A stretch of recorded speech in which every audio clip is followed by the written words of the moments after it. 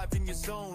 Flipping them blades on the camera phone. Knives gleam sharp, got that skill on lock.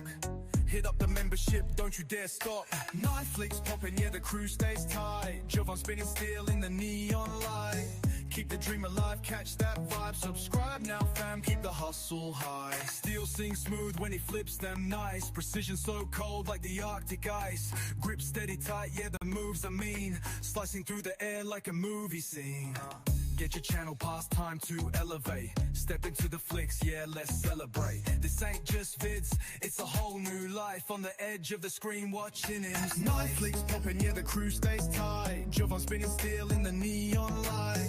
Keep the dream alive, catch that vibe. Subscribe now, fam, keep the hustle high. Every throw's clean, it's art in disguise. Flipping out skill for the viewing eyes. Catch that technique, hold your breath and pray. Jovan School of Blaze shows an epic display.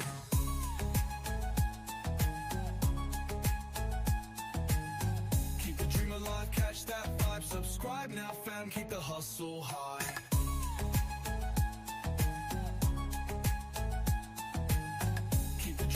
Catch that vibe, subscribe now, fam, keep the hustle high. Every throw's clean, it's art in disguise. Flipping out skill for the viewing eyes. Catch that technique, hold your breath and pray. Jovan School of Blade shows an epic display. Describe, display.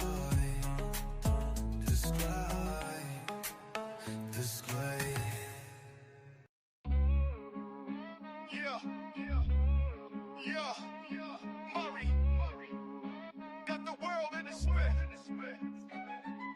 Blades in my hand, got the world in a spin. Jovan's knife flicks, let the show begin. Every move sharp like the edge I hold. Stories untold, sharper than gold. Flick life, twist life, every frame tight. Knives on the screen, cutting through the night. Subscribers piling up like stacks on stacks. Jovan's in the zone, ain't no turning back. Clicks and views, yeah, they fly like sparks. Knives in the dark, carving out my mark. From ballad songs, flipping to the sickest tricks. Jovan's knife flicks, where legends are lit. Every video's fresh like a polished blade. Precision and grind, that's how dreams get paid. Cutting through limits, breaking the streak. Jovan on the rise, every fan's heartbeat. From tutorials fire to unboxings insane. Content so slick, you won't leave.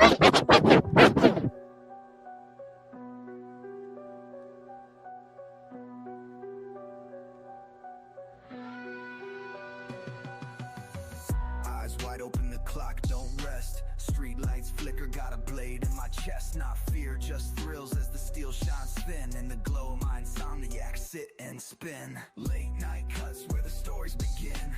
Fingers on fire and the metal's my kin. Stream it live where the fearless win. This is Jovan's knife flick, sit and spin. Glit in the dark, oh the dance so slick. The edge does the talking, every sound it clicks. World's asleep, but the shimmer won't fade. Precision's my game, and the craft's my blade. Late night cuts where the stories begin. Fingers on fire, and the metal's my kin. Stream it live where the fearless win. This is Jovan's knife flick, sit and spin.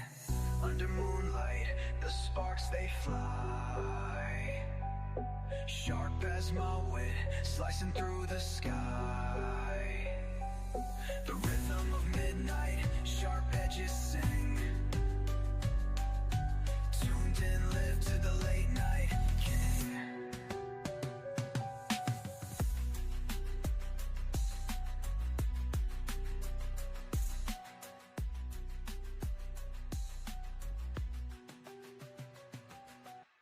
Drip of the blade, it's a beauty so raw. The curve, the balance leaves the world in awe.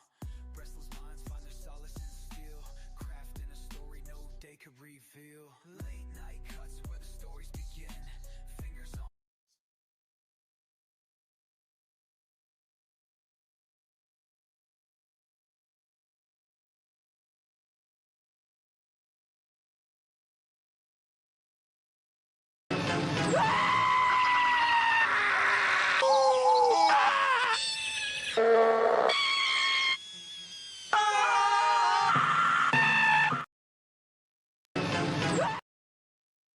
What's up, guys? I don't know if y'all can hear me. I'm early, but I figured, what the heck? What is everybody doing? Can you hear me? Sounds weird in my ears, but that could just be my headphones. We got Fed Harrison, channel member in the house. Chris229, channel member in the house. We got Bando Pix is in the house. Good to see you, buddy. Joe Isabella, channel member, is in the house. We got my man, Crispy Critter, in the house. What is happening, Crispy? Roman M was in here early, and I start early just so you guys can kind of hang out for a bit. I'm sitting here trying to get my stuff set up. B Shady was in the house, channel member earlier. I think that's everybody. So, hey, happy Tuesday night. Hope everybody's week is kicking off to be just dandy, and y'all are getting the most out of it. Y'all are staying safe, not cutting yourself. I've been playing with some pretty cool knives. I've got to record tomorrow's video tonight when we get done. I won't give it away, but it is on the table. So that'll be cool. I'm looking forward to that. I usually record my videos late night, early morning, kind of around that witching hour when only me and Fed Harrison are up doing our thing, making it happen. Joseph S., there he is. What's going on, buddy? Welcome. Welcome to Insomniac Sit and Spin, where we talk about knives, we talk about lives, we talk about anything that's on y'all's mind. I've got a cool guest that's going to join us Friday night for Friday Night Flicks. Something I learned about today that was going to be a production version of an Aries EDC knife put out by Kubi, the Bloom. And Scott is going to join a little bit Friday night and talk about that and some of the other things he's got going on. I'm a huge fan. Paul Mills hooked me up with a little pedal.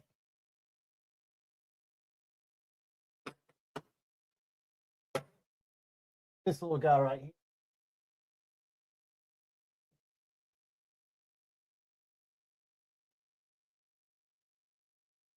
This is a little Aries EDC custom.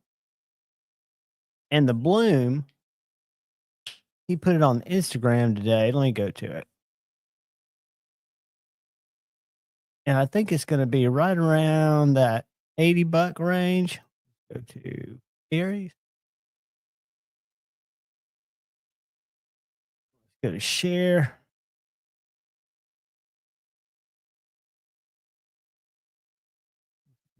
How this is going to work.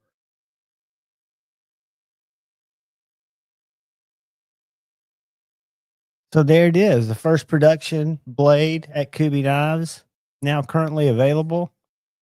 I wonder if I can copy that. I don't know if y'all will be able to click on this or even where it'll take you. But crispy, I'm going to drop it in the chat. Y'all want to take a look at it? If it'll let you just click on it. Don't know if it will. But that is an Aries EDC production made Bloom. I reviewed the first pass around Bloom, which got me really excited about Aries. And you really can't see in this knife the details, but this knife is in shred carbon fiber, this glow carbon fiber. So that's glow carbon, and it's got glow G10 on the handle. Just a gorgeous, gorgeous little knife. Paul Mills, what's up? I'm showing off the knife you got me, buddy. Channel member.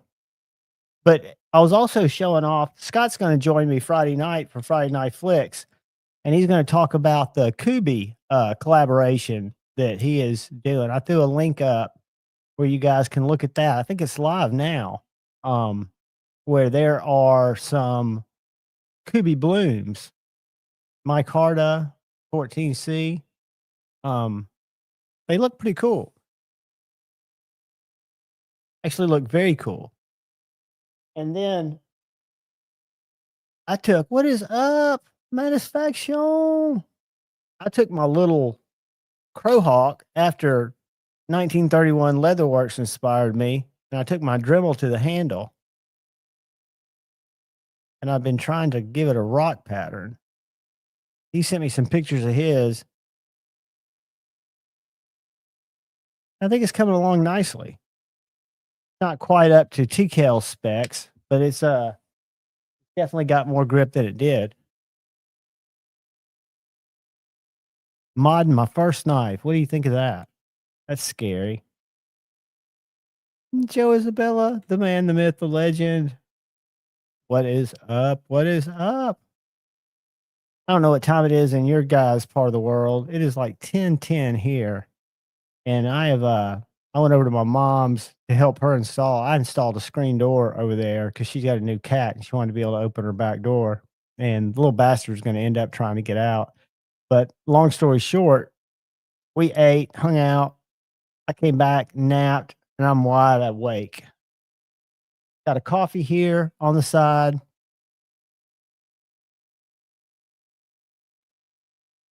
Got some of my grape lemonade soda. Got some knives on the table. I'm really digging. I did a video on how to center up my Spyderco. I was having trouble with this Tonto, getting it centered. I put some rock scales, design scales on it. I've got one more that I need to match when I can afford some. But this is the S30V. I think the PM2 is probably, in my opinion, the best pound for pound EDC knife. If you're looking for me, value, utility, USA made. I don't like the Pair 3 for some reason. I know a lot of y'all love it. For me, and I'm a smaller guy, I think the Pair 2 is perfect. But yeah, I've got a trick that I actually watched a couple of videos and replicated it on film. Hey, Richard Hopkins, channel member, what is up? Replicated it on film, and it's actually a pretty easy way to straighten up your PM2. I was taking them apart backwards. Just so you know, when I go to PM2, you want to go at it from the show side because this pivot's a three-way pivot. You got a screw, pivot inside there, screw, and a couple of washers. So one side of the pivot's a D shape, and the D shape sits on this lock side of the liner, right? So if you put it back together like you normally would, you're trying to fit the liner at the last stage over that D shape of the pivot, and it's a pain in the ass. If you start and build it from putting the D shaped pivot and your washer in, and then putting this screw in, and then build it up to your show side, which doesn't make sense, but it's the way to do it. And then tighten it up, it might be totally out of whack, right? Then what you do is you just take your body screws on the side that it's favoring, like if it's jacked over, this one was jacked over this way. So I just loosened up these body screws, 1, 2, loosened them up, folded a business card in half, jammed it down there to push the knife kind of away, the blade towards center. It overcompensated, of course. Then, and I wouldn't do it if it was maximum. And then I screwed it back tight and just centered that bitch right up. Hey, Ron Crow, channel member. And I'd seen that. There are other videos on YouTube that show how that's done. But I remember when I first started taking knives apart, I tried that and I was not successful. So I think the key is doing it from the show side so that you've got, you can put your pivot, once you take it apart, you can set your washer and your pivot on the D-shaped down, put your scale in, tighten that down so you've got that one side, you know it's trued up. And then when you get to sandwich it all together, you're just sandwiching the round part of your liner over your pivot. And it works out really well. At least it did for me. What can I say? Paper Tiger, what is up, brother? Happy Insomniacs sit and spin to you, my friend. Let's get some music going in here. Get some low key. I need to go back to my music app and download some fresh tunes. Let me do something. Let's see what it suggests. I'm gonna go over to it right now. give you a little behind the scenes bullshit. Let's do this. Go.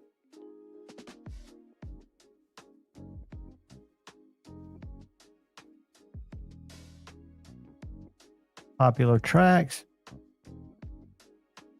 I don't want comedy. Oh, funky rock. Let's see what it sounds like. No, I don't like that. I can already tell you. I'll show you what we do. We'll go in here and I'll go laid back.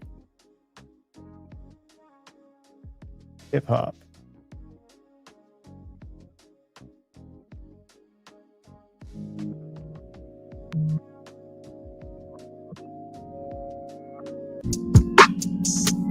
All right, I'm gonna take that one.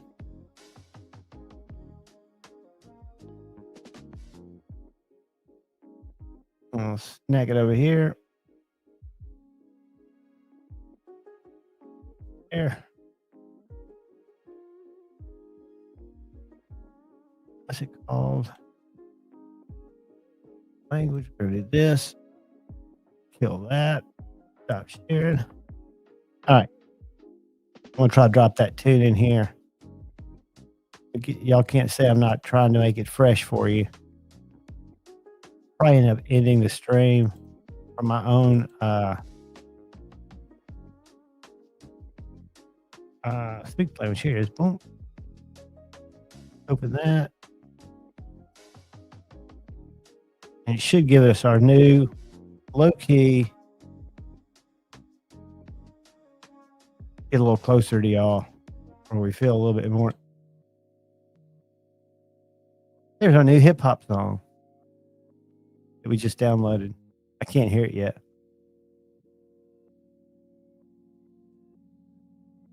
So, anywho's, did anybody carry anything cool today? I carried something bigger than I needed. I had my Leatherman. What Leatherman do I have? The one with the G10. I've got a Leatherman that I carried today, and I carried my Infraction. I love this big ass knife. It's my favorite Medford for sure. And then I carried the slip joint I've been carrying this week. I'm trying to just rotate my slip joints out kind of weekly, if I can remember to do that. Carrying my Focus Works light, and I'm carrying my Viper knives twin, which is a fantastic slip joint. I'll put the slip joint up against anybody's. This is my Carta dual bolsters. You can also get it in a single bolster. M390. I've got two of these Vipers. One of them's, I forget the name of it, but they come with this little soft flip. Really nice slip joints. Maddie carried his Pin 15 channel member. Awesome, dude. Awesome, awesome, awesome. Maddie, what did I see? What did I see you reviewing that came through my feed? You had something really cool. Hold on a second.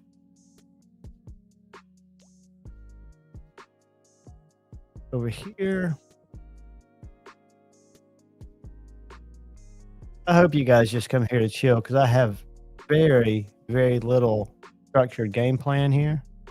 Kind of just go on with the flow and what y'all think. And sometimes just where my brain goes. All right, what is it? Oh, it's the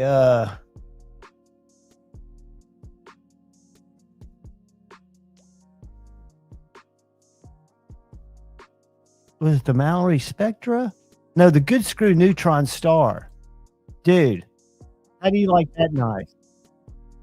I've seen a couple of videos. Hey, Kathleen Smith, channel member. Welcome, young lady. The yes, the Spectra. No, is it the Spectra that I said? It's the Good Screw Neutron. The Neutron Star. Looks like a banger. Hey guys, have y'all seen the Edgy Blade Works Concept collaboration coming out. I reached out to Concept today and was told they do not have any in the States yet. I doubt I'll get a chance to look at one, but I'm going to show you something anyway.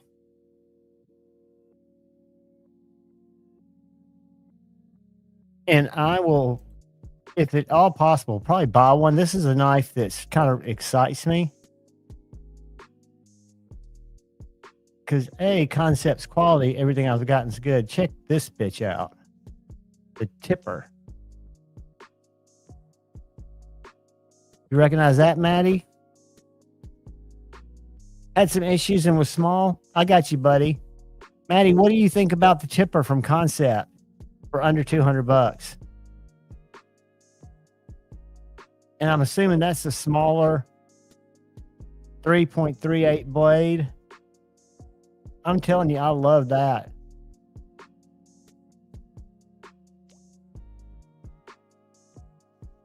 I reached out and begged for one. They don't have any in the States.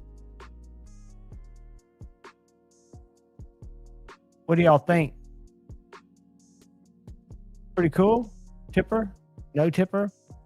I love Edgy Blade Works. So I was on their site today. Let's see if it'll show. Not their site, but their Instagram. Because I was showing my buddy A to Z, and he could not picture them.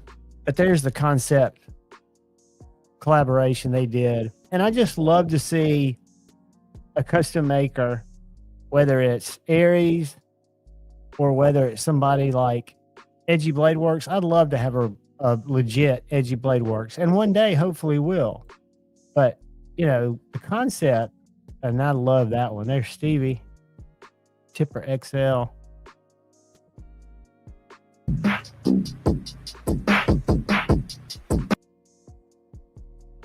But in the meantime, they're going to have a production option, which I think is pretty cool. I'm stoked about it. Paul, they did. If you use Javon 10, you can save 10%. I wonder how much White Mountain had them for. Let me see if they're gone. Were they pre-orders or were they go Tipper?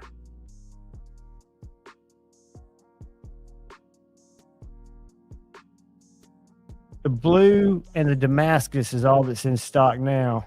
It looks like, hold on, let's see. And I will tell you, I've got the Concept Damascus is not bad Damascus from what I've been able to tell. I've got a, what's it called? A Fenrir with Damascus.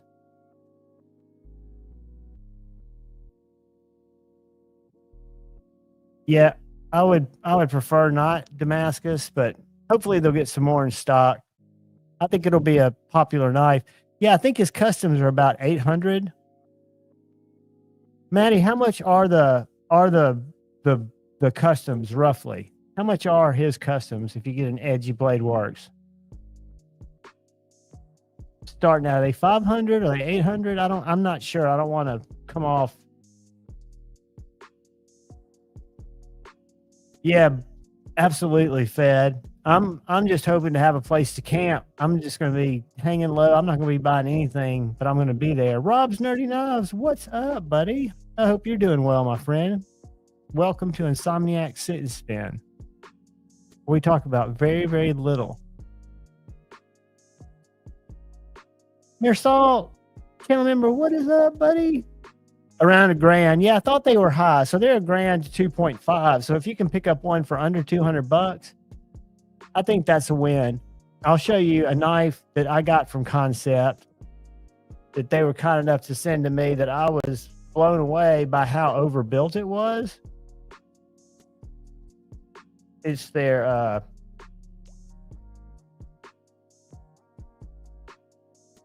something Hawk. Hold on. Super Hawk. Share that. So this is a knife that was bigger than my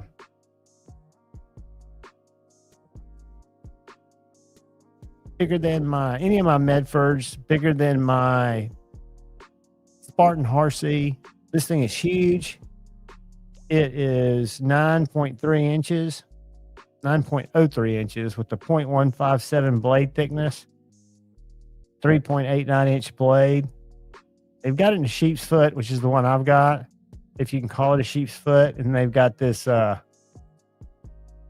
more Neevesy looking recurve. So have y'all seen the back and forth going on? Hey, Mallory, what's going on, Mr. Dillon? Good to see you, brother. Did y'all see the back and forth on the lead tester versus the I forget the other tester. Hey, Anthony Kitchens, how are you, buddy? So it looks like that all got worked out. It's good to see. And he's going to send his testers to Outdoor 55. But he made an interesting conclusion, CBRX, or jumped to an interesting conclusion, came to an interesting conclusion. And I think he's got a science background. So I'm the last person to jump in and say anything that he said's wrong. But he picked up on something that Outdoor 55 said that I found really interesting. I don't know if y'all checked that out, but it's good content.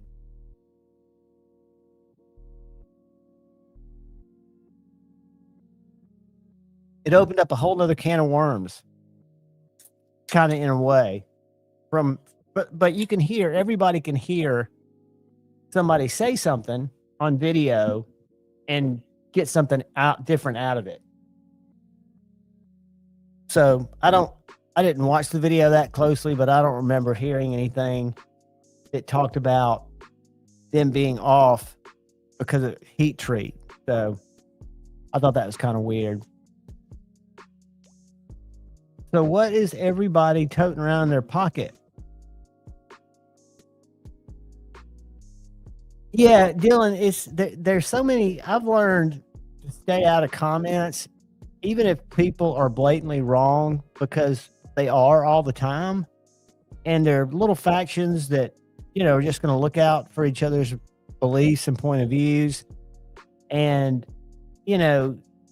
just like in chat rooms, we're rarely going to change each other's opinions of something. If I ever get a chance. Ooh, the Spectra. Is it on there yet? Is that the, what's the one that I looked at from Terry? I don't think it was a Spectra.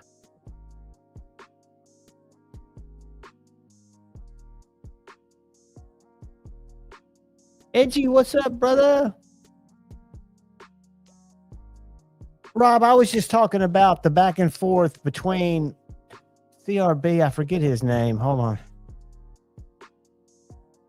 Let me actually identify him correctly. I think it's CRBX.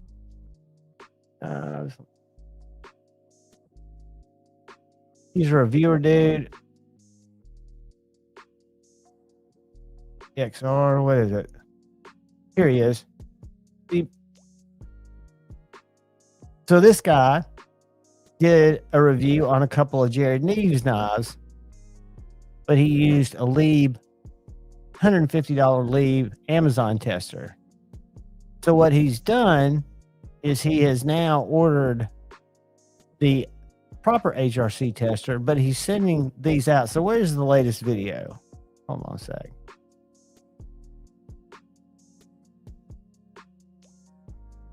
All right, here we go. I've used the Lieb tester. I didn't kiss the ring. Subs left me. Honestly, no one wants to think about HIV, and I get ads but there are too, things so that everyone can do to help prevent it. It starts with getting...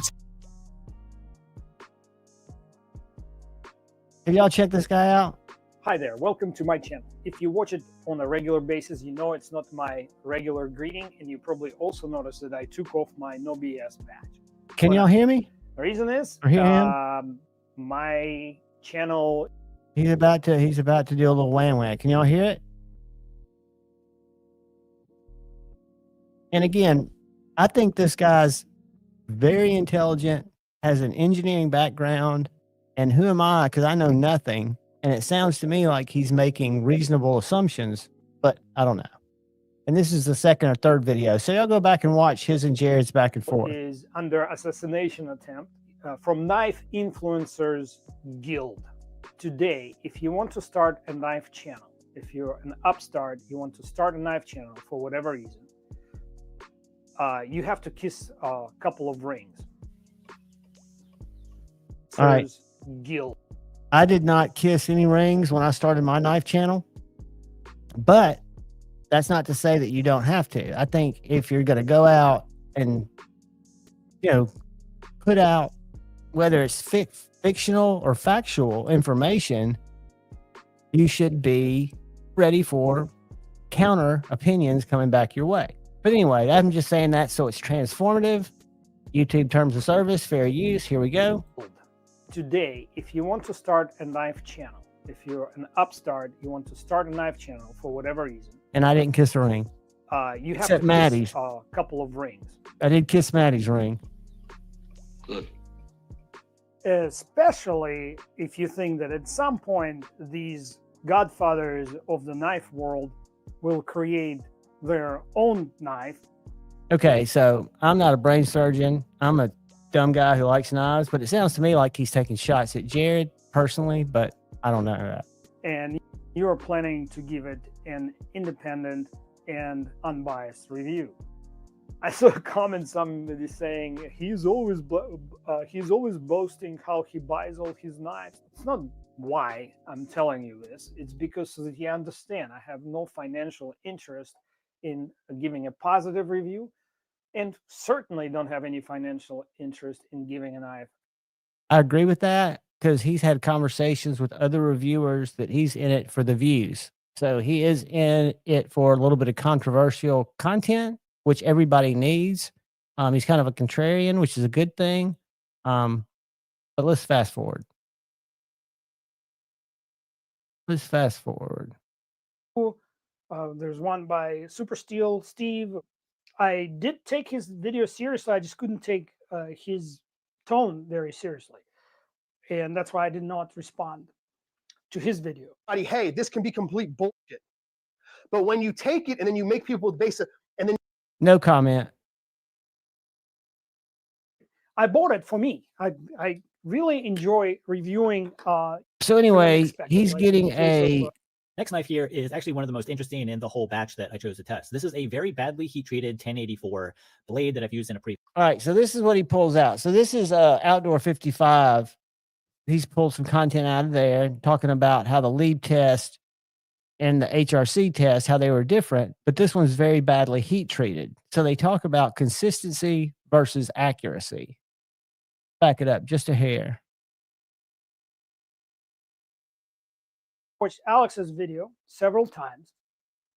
Very and careful. He's sending again his lead testers to Alex to let him play with them. The missing piece of the puzzle was. Okay, so our next knife here is actually one of the most interesting in the whole batch that I chose to test. This is a very badly heat-treated 1084 blade that I've used in a previous video to demonstrate good heat treatments versus bad heat treatments. Now, the interesting thing is I tested this blade more than any other blade, and it didn't matter what I did, it consistently read around 52.3. It was, out of all of the measurements I took, our average is 52.3, and they were all pretty close within this range. Now, our actual HRC, as measured on my HRC tester, is 60.8 HRC. So we had a very large discrepancy here between our leave estimate. All right, he's about to jump to a conclusion here. So our difference here is 8.5 HRC. Alex then created another coupon of poor heat treat to verify that his knife blade didn't give some kind of one-off results, which is quite to help the community discover a method of verifying the proper and then publish a scientific paper on that. To I mean, this guy knows his shit. Whatever. I mean, he's off on to Alex of Outdoors 55 videos because I make money. So let me show you what this one video produced money. Oh, that's a little bit whether or not they are okay to use. Anyway, his thing was when you heard Alex talk about how that blade was very badly heat treated and it had a high range of discrepancy where the accuracy wasn't close between the HRC and the Lieb, that he made the conclusion that Jared's knives are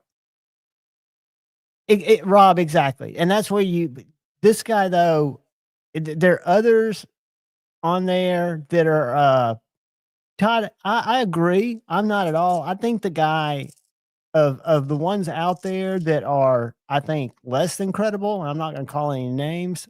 I think he at least comes from kind of a scientific place, and he's admitted to other creators that he's in it for views and clicks. He's not in it for, anything else. So take it with a grain of salt. I just thought it was cool that he came back and he said, "Look, I'm investing 1,600 in a HRC tester. I'm sending these to Alex, or so he can use them, Outdoor 55." So y'all are giving him no credibility. I know his little tester thing is off. I've watched the videos on that, but he's got some kind of science degree. Not that that makes him smart, but it makes him smarter than me. Hey, Brown Sugar. I just find that stuff interesting, right? And y'all saw Jared's video calling him out, as he should have. I think, because he sent his 3 knives immediately to Brian to not heat treat, to test them, and they all tested within spec, but on the low side, according to that CB guy. And that's he has excerpts of both of those videos.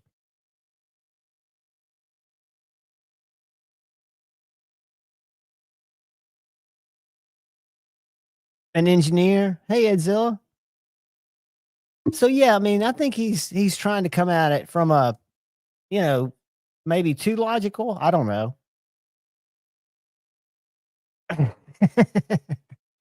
Edgy. But I've built houses when I was in that business for engineers, and they were always the worst. The worst. And if anybody wants to jump up, let me know. I'll send you a link. Shane, Maddie, if y'all want to jump up and share any of your thoughts, comments, 2 cents worth. Again, I don't have an agenda per se, just kind of whatever y'all wanted to talk about. I do want to show off this little knife. This is a cool little knife that TKL sent me. I asked for it. I saw it at Texas Blade Show. It's called the DP1 for Tim Kell's father-in-law, Suzanne's dad, who used to carry a knife that was just like this every day of his life. It was his go-to EDC, a small little slicey knife that he just used for the tasks on the farm or wherever he is. And he's been stricken with a terminal illness, and they made this knife kind of to carry on his legacy, and not just in the spirit of what he lived, but to remember him. It's a really cool knife. I've been carrying it in my back pocket. It's tiny. It's a 2-finger knife, but it's very thin for TKL.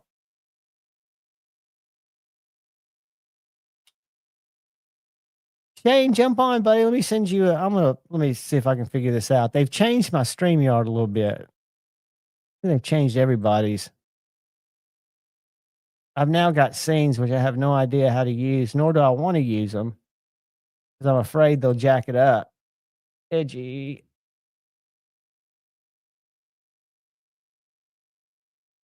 Let me find Maddie. Edgy's got some nice stuff on his site. Edgy, if you're where you can chat, come on, chat. Scott's going to come chat Friday night if you want to. See, let me go back to Maddie. Action.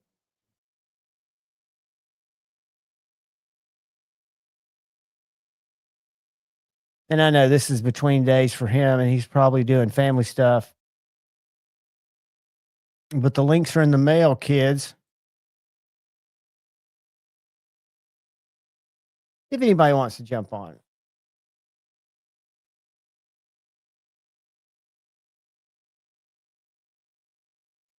Is the Aries.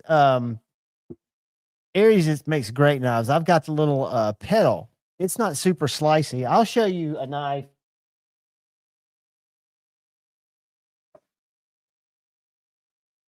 That I can recommend for a super slicey knife.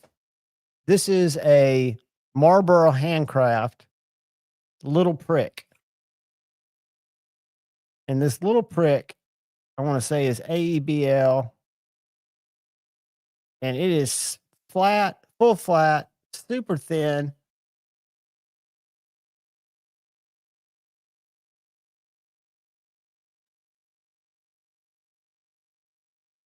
Let me get a coupon out.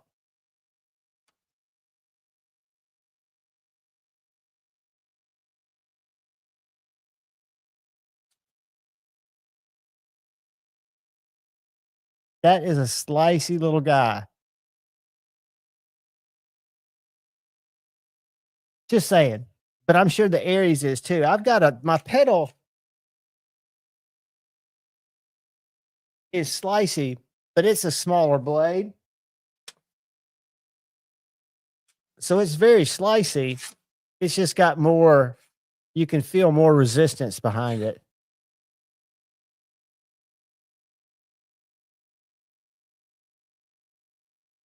I love this little knife.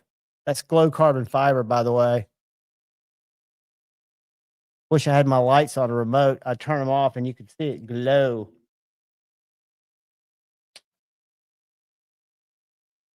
And then show you another knife that I've been impressed with.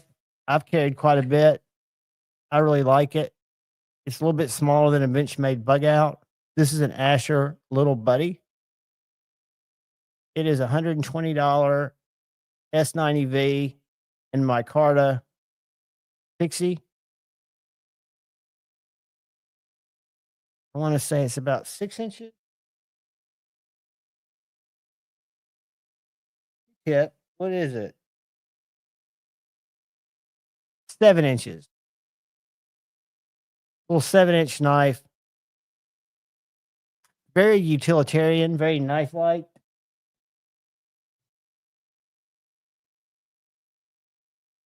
And then if you want something that's not very knife-like, I've got this Otical fucking keychain axe. Better respect it. This is actually a great little box opener. Got jimping right there.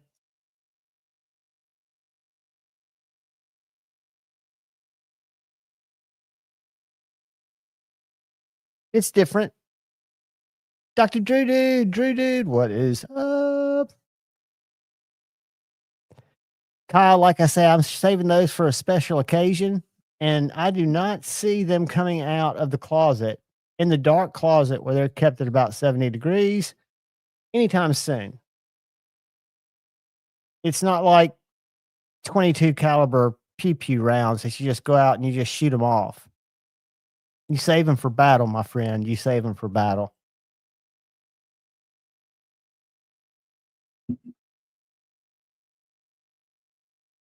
Be Shady, his fixies. I know Stevie's got one that he loves. I've got several slicey, but they're not big enough to be. When I say big enough to be practical, they're big enough to be slicers, but they're not big enough.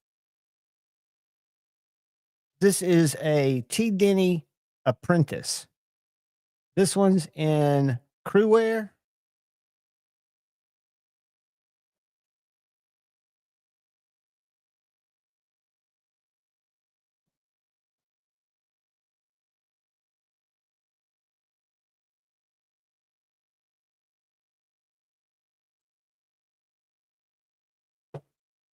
I've got one somewhere in Magna Cut, acid etched, but this knife is, again, one of those knives that you don't hear it go through paper.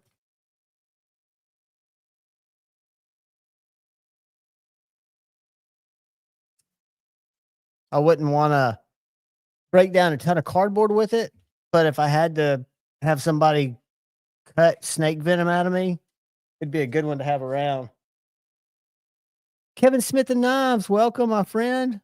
Good to see you. See you, buddy.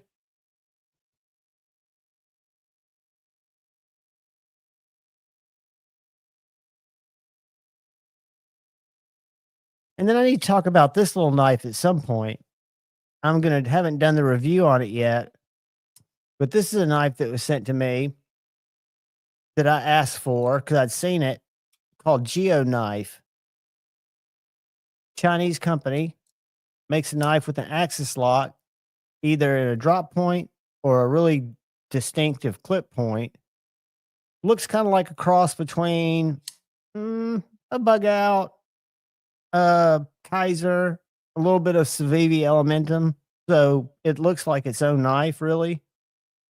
But this knife is titanium, reversible clip, even though you can't see it. Stevie, I'm going to send you a link too, just for shits and giggles. And it's got an M390 blade, and it's like $120.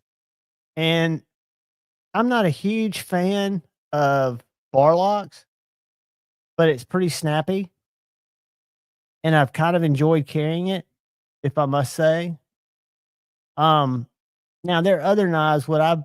There's probably other Tuya knives that me personally, because they're frame locks, I would buy for $20, $30 more that are on sale now.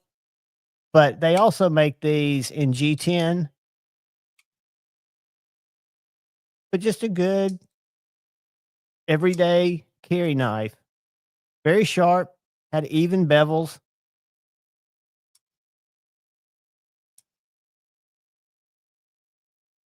And they did send it to me for nothing. And I can't tell what it's got either a Damascus or an anodized collar. Interesting knife. One Moon Collective, what is up? What is up? It said Stevie. I need to find out if he's gotten his any more talks, if talks are accelerating with Honey Bucket. I almost went vertical tonight just to bring in some different people just to have fun with, to see if my brain would work, to see if I could out troll the trolls. But I knew y'all would hate it. So what did I do?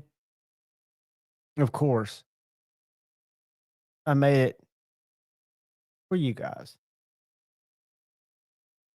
And yeah, guys, Scott from Aries EDC is going to be dropping by Friday night for Friday Night Flicks. He's going to be talking about his Kubi collab, some other stuff. I'm excited to have him back on.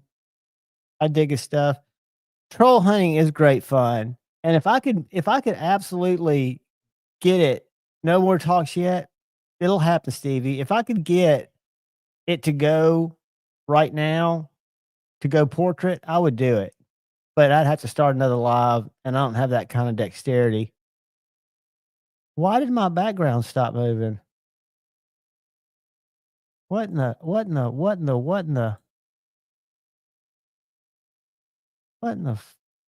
frick? I need movement. Stevie, you got a link if you're bored. I know you're probably traveling, or you might not be traveling this week. Hopefully you're not. But yeah, I need to maybe do these Insomniacs. Maybe every other week I'll do it portrait and see if we can get some people that say, I'm tired. I'm not sleeping. Let me jump in here and see what these weirdos are doing. Kathleen was on several. See, I see them out there. I always feel guilty hosting one because I feel like people don't like them. When I first used to host them, when they first became a thing, people told me in droves, I hate vertical lives. Now, when you're in a shop and you're making stuff, it's different. It works different. I got you, buddy. And Sheboygan. Sheboygan, is that Wisconsin? Where's Sheboygan? Sheboygan.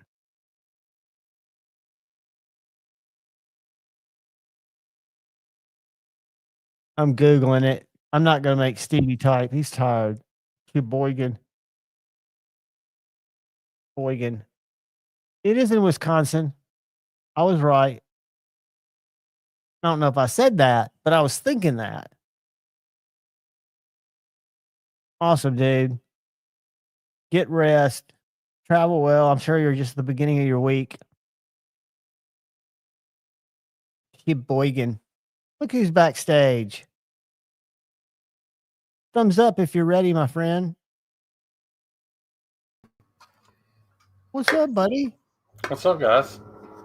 Dude, I'm just chilling like a villain. I had to show off my new cup that I bought with my Said Stevie link off Amazon. What is it?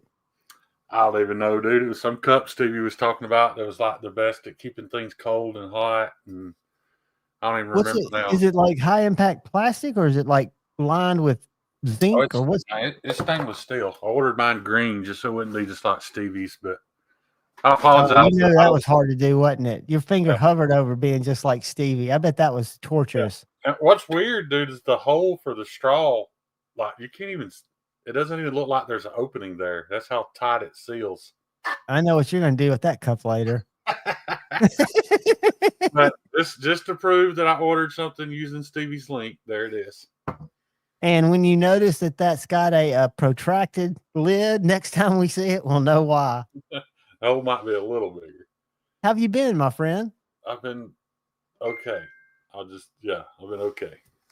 Well, good, dude. I'm hanging on the okay side of this side of upright too. Stephen Wallace, how are you, bud? Stevie Shane tried that cup already. I don't know if Stevie got the the funds. I think he's supposed to get a cut of this, but yeah, he'll get a commission. What's it called? Send me his link. I'll look at it. He talked about it, and I ordered it, and then like right after I ordered it, he said something about he wasn't sure if he was signed up correctly or something.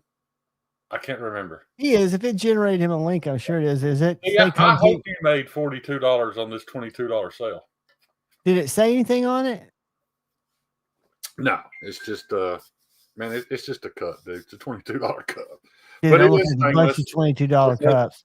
It does keep my water ice cold for a very longer than I'm gonna let it sit. I'll put it. Dude, I'm a sucker for Amazon purchases because I can order it today and get it tomorrow, and that's not good. For example, CO2 cartridges, because I shoot a BB gun and I shoot my salt gun, and my salt gun, it's wasp season now, so I've been out hunting wasps.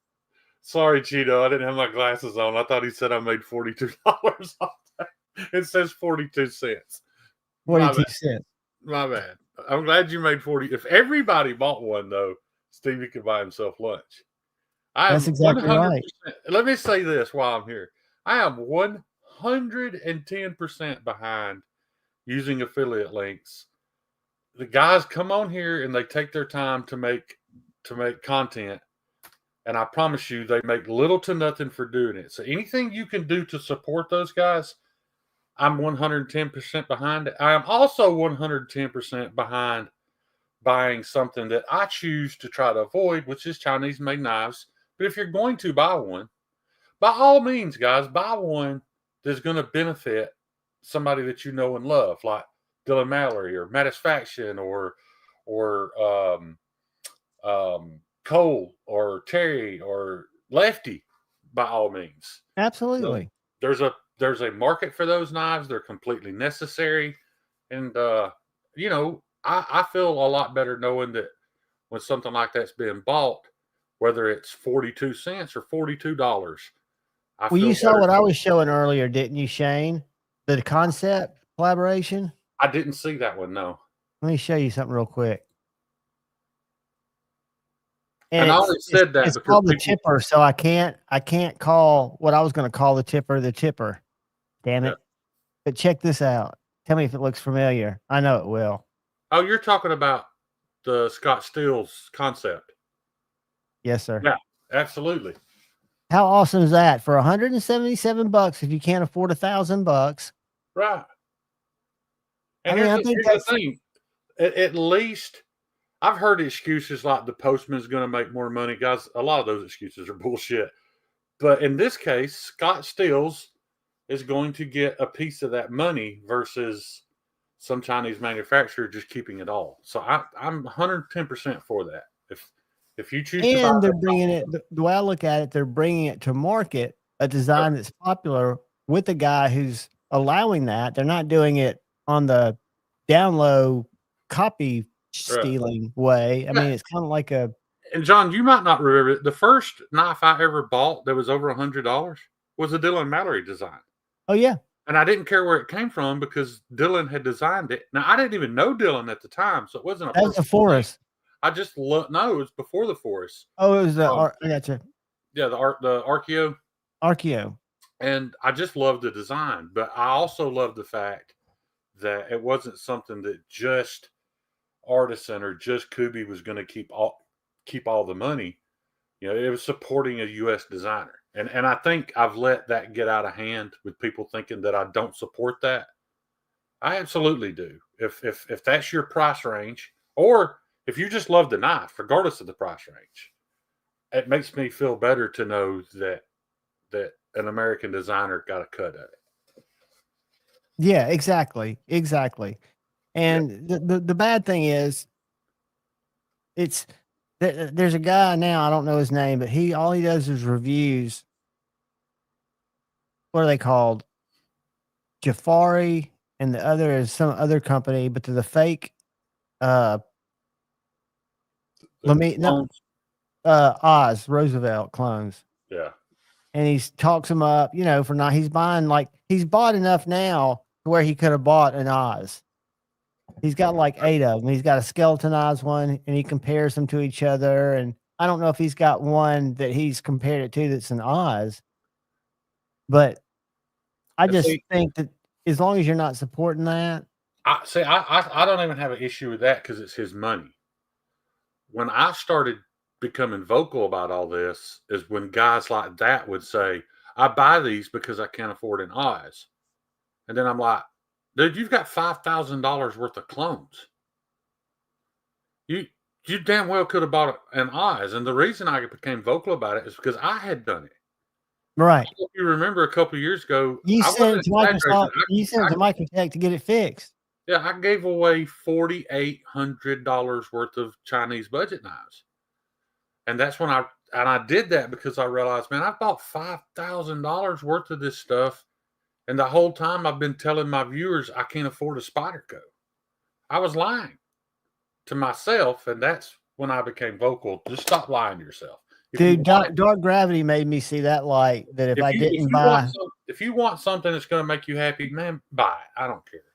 But don't lie to yourself, and don't convince other people that those knives are too expensive when you've got $5,000 worth of clone junk that's never going to be worth anything. I gave thousands away. That was I wouldn't call it junk. It was great knives, and they had a purpose in my hike. What I use them for. My moving backgrounds are just going to shit. They look good from here. But they're not moving anymore. The mushrooms are moving left to right for me. Are they? Well, they quit moving for me. Are you seeing them little things flying? Yeah, I see little butterflies flying. All right, let's see how long they'll flutter. Yeah, they look fine. Yeah, I will say this about that CBRX. I do want to jump on about it. First of all, I want to say I've never watched a single video of his.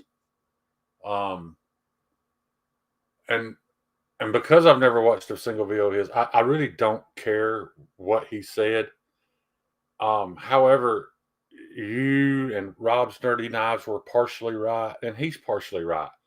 Guys, you can't deny that there's not a small amount of ring kissing necessary to become successful in the YouTube knife community, because there is. Now, is it as extreme as he's making it out to be? I don't know.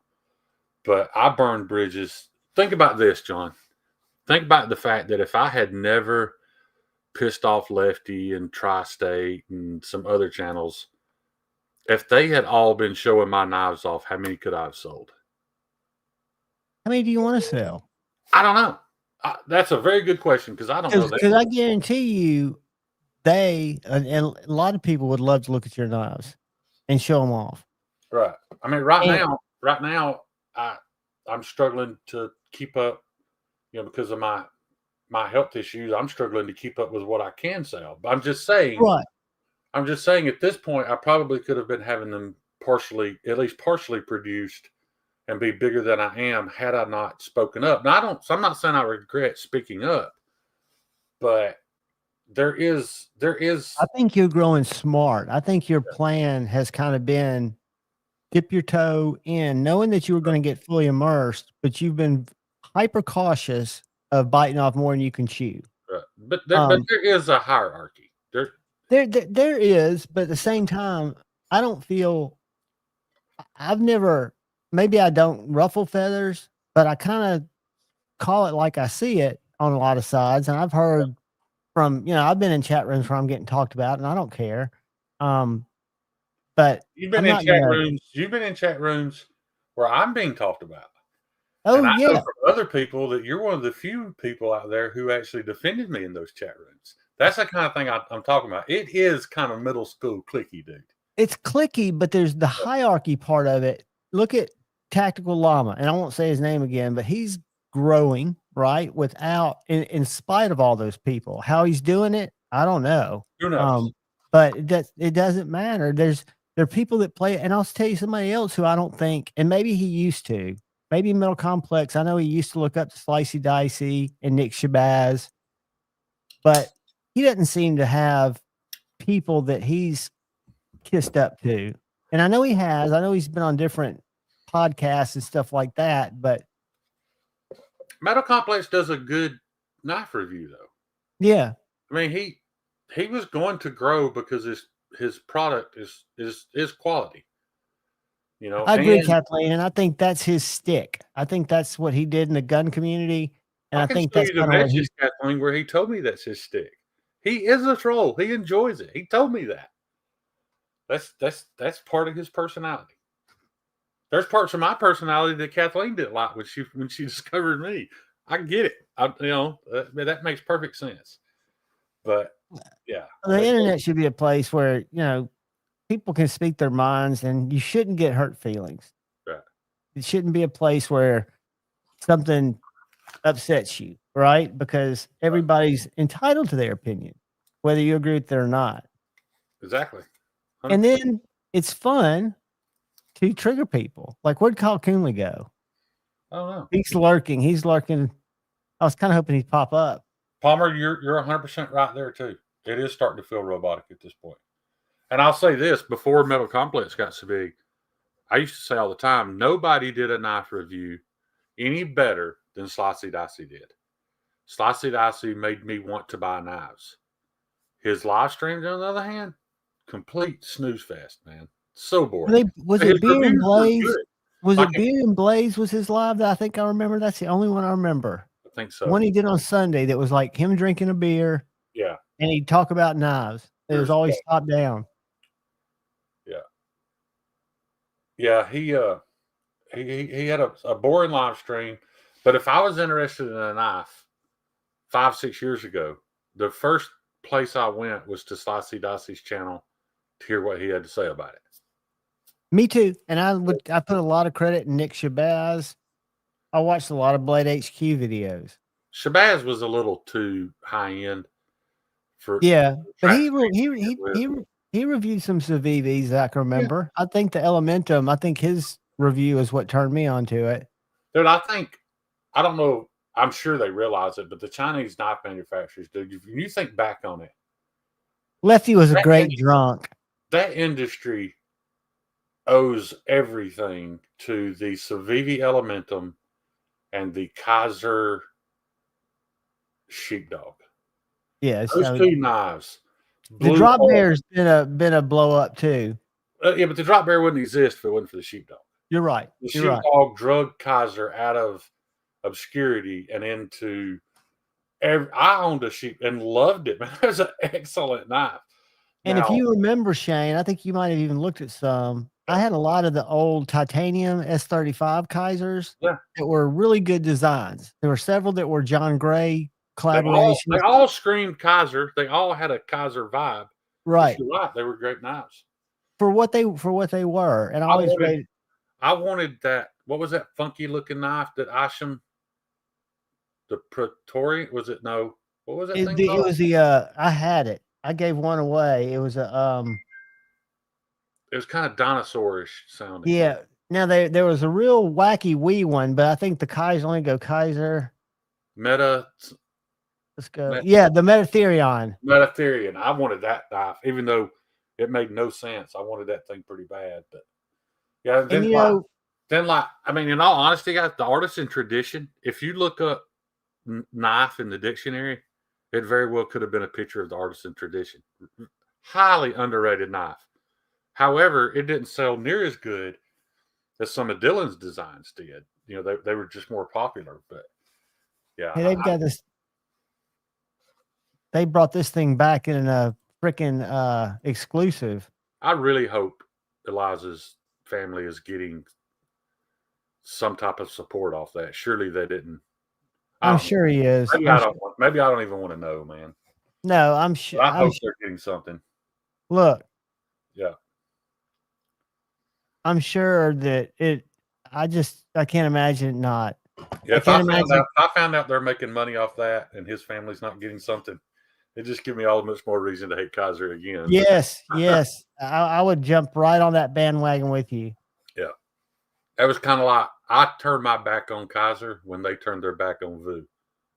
If I was big enough to have a large scale knife production right now, the first person I would hire is Vu Fam. Yeah. 100%. Yeah. I would hire Vu Fam right off the bat, even if I went in the red paying the man, waiting till I went in the black. You know what I'm saying? That's and how. Do you think I think of Vu. Do you still think there was a strategic choice made there? I think the timings. I think YouTubers put him out of business. Yeah. I think the YouTubers promoting those knives so heavily, Kaiser felt like, I could be wrong, but I think people like Lefty, and I'm not picking on Lefty, but people like Lefty were getting so much more attention than Vu. Kaiser felt like they didn't need Vu anymore. Yeah, you got to have somebody that was the chick's name that replaced him. She wasn't around, 6 months? Yeah, and you got to have that liaison. I'll tell you, Vosteed, when I used to, and I still love Vosteed, don't get me wrong, but you, who's one of the designers, and I have a personal connection. And for a while, I had a connection with you and his people around him. Vosteed grew, and their people just became number people, right? Yeah. So you didn't get any of the same communication back and forth. It was just, it was different. Yeah. I think about that whole situation, Dylan. And it's one of those kind of haunting situations. I got so mad when people wanted to bash him when all that happened. And I remember guys on the internet talking about F him. He pulled a gun. Guys, he knew that gun was empty. Yes. Damn well it was empty. There was something serious going on there. It was a black powder gun. Yeah. But I don't know him personally, but there was definitely something dark going on there, and he made a choice. You know, it is what it is. Or he could have possibly been concussioned and not in his right mind. Yeah. He wasn't. Nobody was. Yeah, he wasn't. Those cops weren't in any danger. But anyway. Yeah, horrible situation. Just tragic. I remember Blade Show that year. That was 2022, and they had the table there. That was his table, and just had the pictures around it. Yeah. That was probably one of my favorite Blade shows. I like the year after too. Yeah. Yeah, he was a nice guy when I met him. You know, the very, very artistic, and it seems to be a thing. You know, people who have that artistic gene do tend to struggle at the same time. I don't know why. Everybody I know that's extremely artistic has some issues with dealing with normal everyday life. This is going to sound oversimplified, but that beauty comes from pain, whether it's music, whether it's a painting, whether it's a knife. Yeah. If you're putting so much of your time and effort into something, I think I think it comes from some kind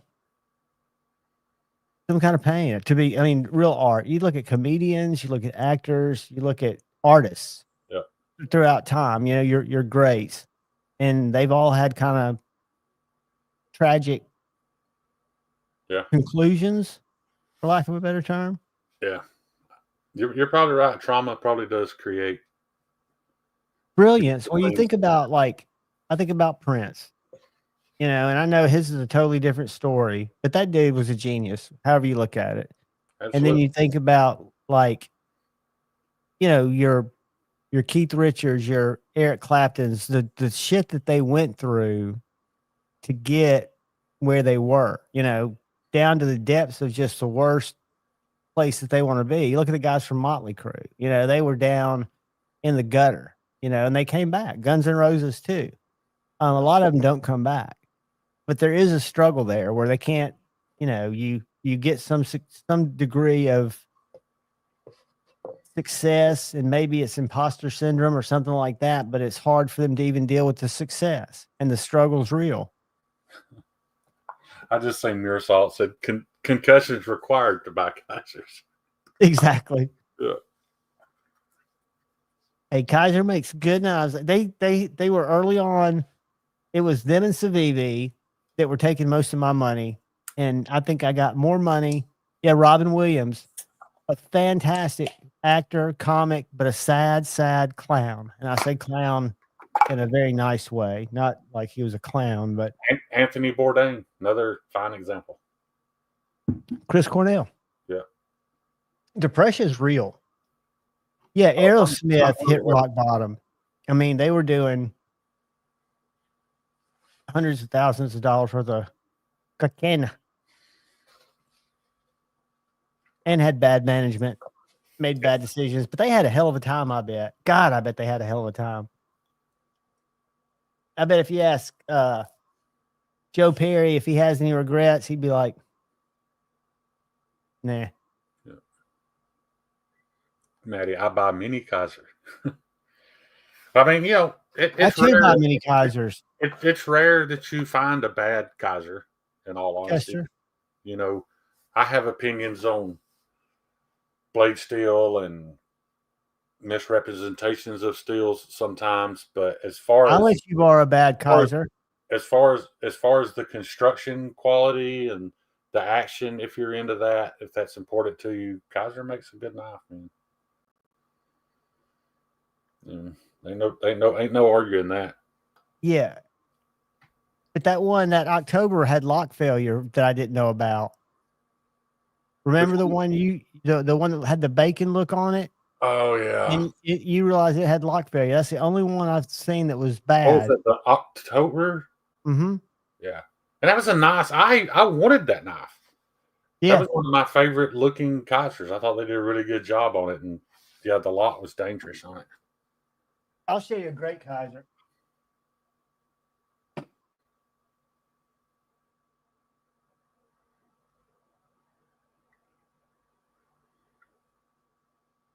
Now it's a unique slip joint because it's half stops, not exactly at half stop. Dark Gravity bought one of these and it made me really like it. But when you open it, it's S35VN and it's got this choil put right there in the front. So it's kind of a safe slip joint, right? It's not going to close on my finger. And it's got very light walk and talk. I can flick it right there. Right. And then I can thumb roll it out. So that's where I struggle with most slip. Like I love my GEC Bullbuster, but there's not enough blade to grab. I would be ashamed to try to open it in public. Like I struggle with it so much. It's embarrassing. I almost need a pair of needle nose pliers to open the damn thing. Yeah, and some of them, you know, I like a slip joint that's got a little bit more to grab onto. If I have to use my nail, it's not going to happen. I'll show you one that's. Kathleen, I wasn't even aware of that.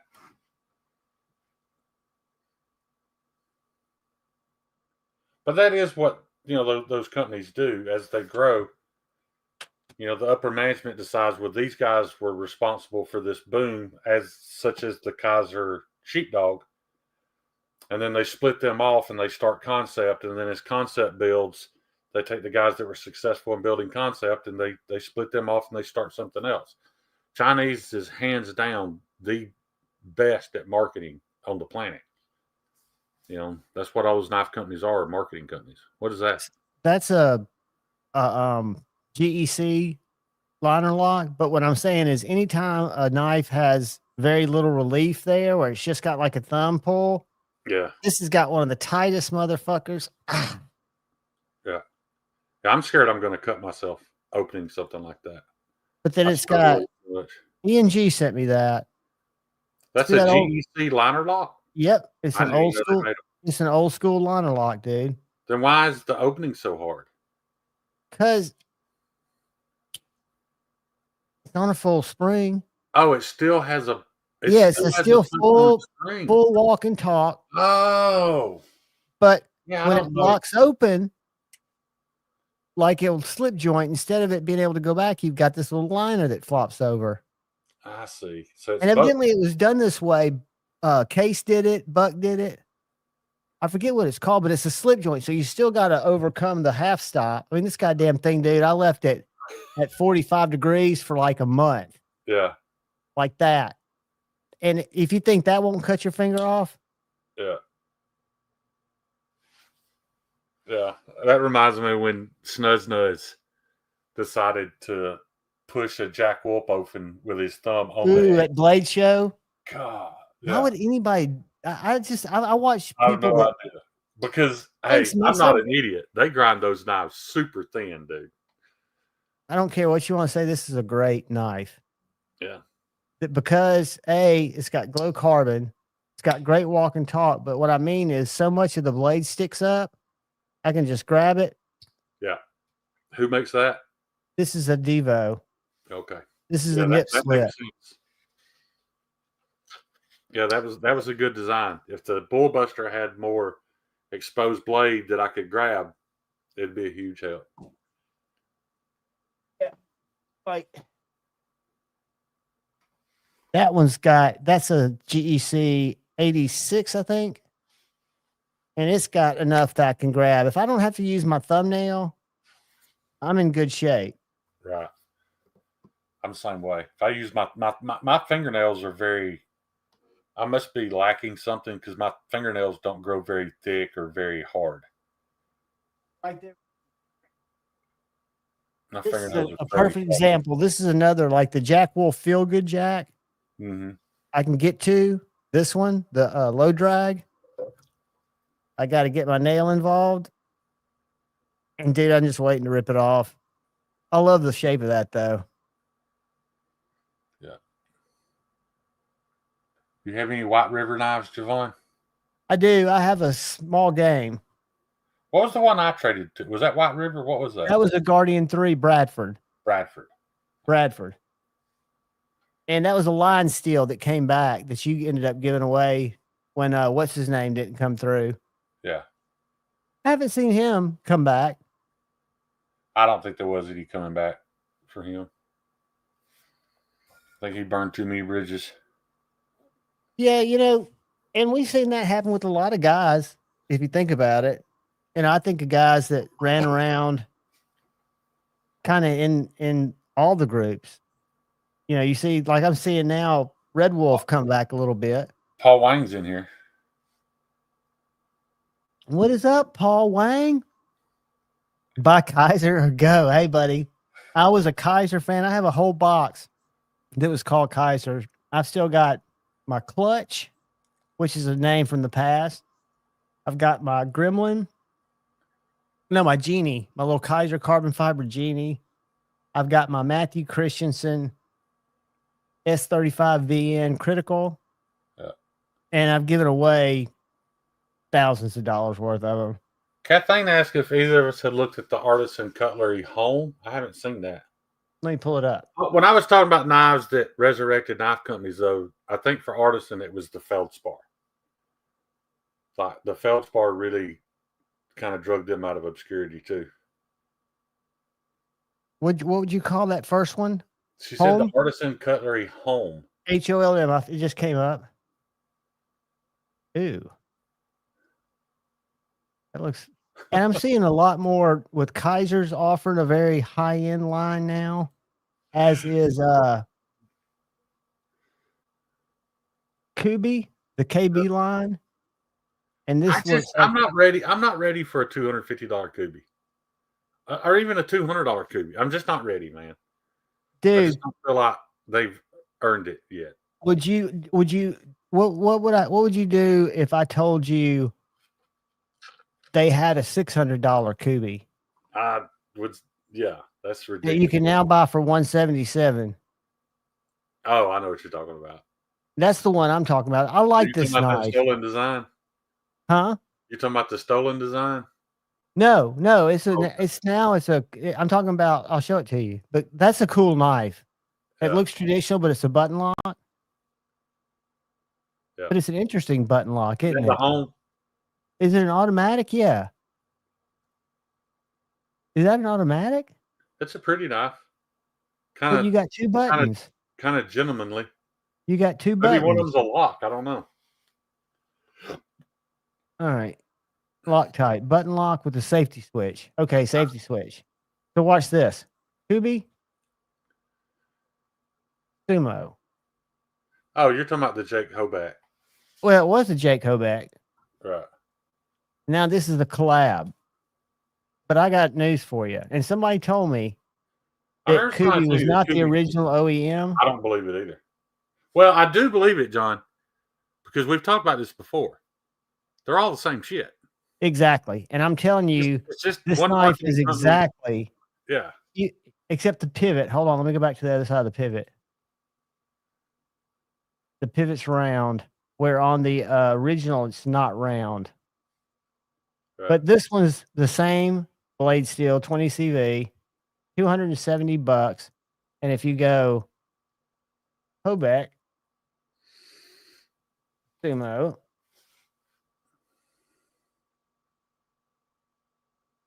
Blade HQ, round pivot, but it's got this pivot on this side. That's the only difference. The clip's identical. Yeah, who was it that stole the design from EMP? Wasn't that Kubi? That was. I thought it was the ugliest knife EMP had ever designed. Yeah, I thought so when I first saw it, but it's got the best action. It's the one that looks like it's the. I don't care. That'd be like saying some ugly chick's the best in bed. I still don't care. It's still ugly. You think she's ugly? Open it. Yes, I do. I don't like it at all. I think she's sexy. I don't like it. They've got another blade that I think. I'm weird, dude. I don't like tacos either. So you know. But I don't know if it was Kubi. I think it was. Trying to think who did that big knife that looked just like it. I know who you're talking about. Was it QSP? And it was even more expensive. It was QSP. Maybe it was. Yeah, the Hedgehog. They were the OEM of this knife. When did the QSP Hedgehog that they straight ripped off? QSP. Hold on. QSP. And everybody was talking about they feel bad for John, but John knew who he was dealing with. When you send a CAD to Japan, it's not protected. If it's popular, they're going to exploit it. That's your fault. And you know what else? They also do it if you don't send a knife to them. Right. It's no different than taking your children around, your beautiful daughter around a pedo. You knew where you were taking it. You knew. Yes. You know what I mean? You're partially at fault. John sent his design to China, and that's a risk you take when you do that, man. I don't think they have. I think that one's long gone. What was it called? QSP. Here it is, right here. The Rhino. Yeah. Okay. I said the Hedgehog. My bad. It was the Rhino. You're right. $318. Yeah. See, I'm not prepared to pay $318. Me neither. Me neither. You know, from Kaiser, but I'll pay $57. I'll pay $57 all day long for that. Yeah, from Kaiser, maybe even from Artisan, maybe, dude. I've seen some beautiful stuff. But QSP just came out of nowhere with a $318 knife. Right. Well, and it's because you and I know why. Because they knew that it was being gotten by EMP was blowing OEM up. partner. Yeah, and they figured why not. And I think around that time, I shouldn't say this, but sometime around that time, that relationship was somehow strained to where they went to Best Tech for this knife. This knife was not OEM by QSP. It started out. Oh, it was. It started out as QSP, but yeah, it was finished. The ones that EMP took delivery from were from Best Tech. Yeah, but QSP still sold it. Yes, exactly. And that's why I think the that only happened. saving grace there was that the QSP was more expensive. But QSP went back, EMP EDC went back to QSP for more of these. Yeah. Because there was, I guess, another run on these little Nimbles, which is a great knife. I mean, it's not the most. Again, the Nimble was one of those knives that I've always said that because of choices I've made, I regret that I have to miss out on it because I love the Nimble. But you've stuck to your guns and right, to just your like the Evo. I will always regret not being able to own an Evo. But the Evo is. I can tell you, I've got a USA case right here, and I've had to move some of my USA knives. And I hate to say it, the ones that are over there, my Benchmade Freak, my A100, my mini A100. I've got some fine knives that don't fit in my USA case, but I spend more time in it than I do in my high-end European case. I call it European because it makes me feel better. This has been my most carried knife recently, and I will admit it's a little big. The Police 4 is a little big for an EDC, but the only reason it's been my most carried knife is because I haven't had a Mannix in my possession in a long time, and I'm about to have my Mannix back, so I'm super excited about that. The best. This has been a great knife. I think the Mannix is one of the best EDC knives. When I went through my collection, based on what I carry, I came to a surprise conclusion because, again, I never liked the PM3, but I've got every blade shape of this knife. And if I was going to say what is the best EDC knife for urban EDC carry, I could tell somebody a PM2 you can't go wrong with. I like my Para 3. I don't know if you guys can see how dirty that blade is. I was on the phone with Kyle Coonley, and you can see the cheese residue on this blade right here. The only reason I'm showing this, it was cheddar cheese. It looks like smegma. You can see how far away from the pivot I was when I sliced through it, right? Everybody can see that, right? Yeah. But now I cut through a piece of cheddar cheese one time. Dude. And now the pivot is super stiff. You need a PM2. No way I got cheese in it. But literally, I cut that piece of cheese and went to close the knife, and it's been that stiff ever since. I did a great video on tuning a Spyderco. I had to go through and do it on 3 of them that were just jacked up. And it's because I took them apart from the clip side, and you've got a D-shaped 3-way pivot, right? Yeah. On any Spyderco. And the clip side has a D shape. So you want to have that be the first part you put in. Right. Sandwich your washer between it, put your screw in, and then build it from there. Yeah, EMP is. Yeah, but John, I flicked this knife open to cut that cheese, and now it will not. It's got to have cheese. If you want to send it to me, I'll take it apart and clean it. But how? You see how far away from the pivot I was?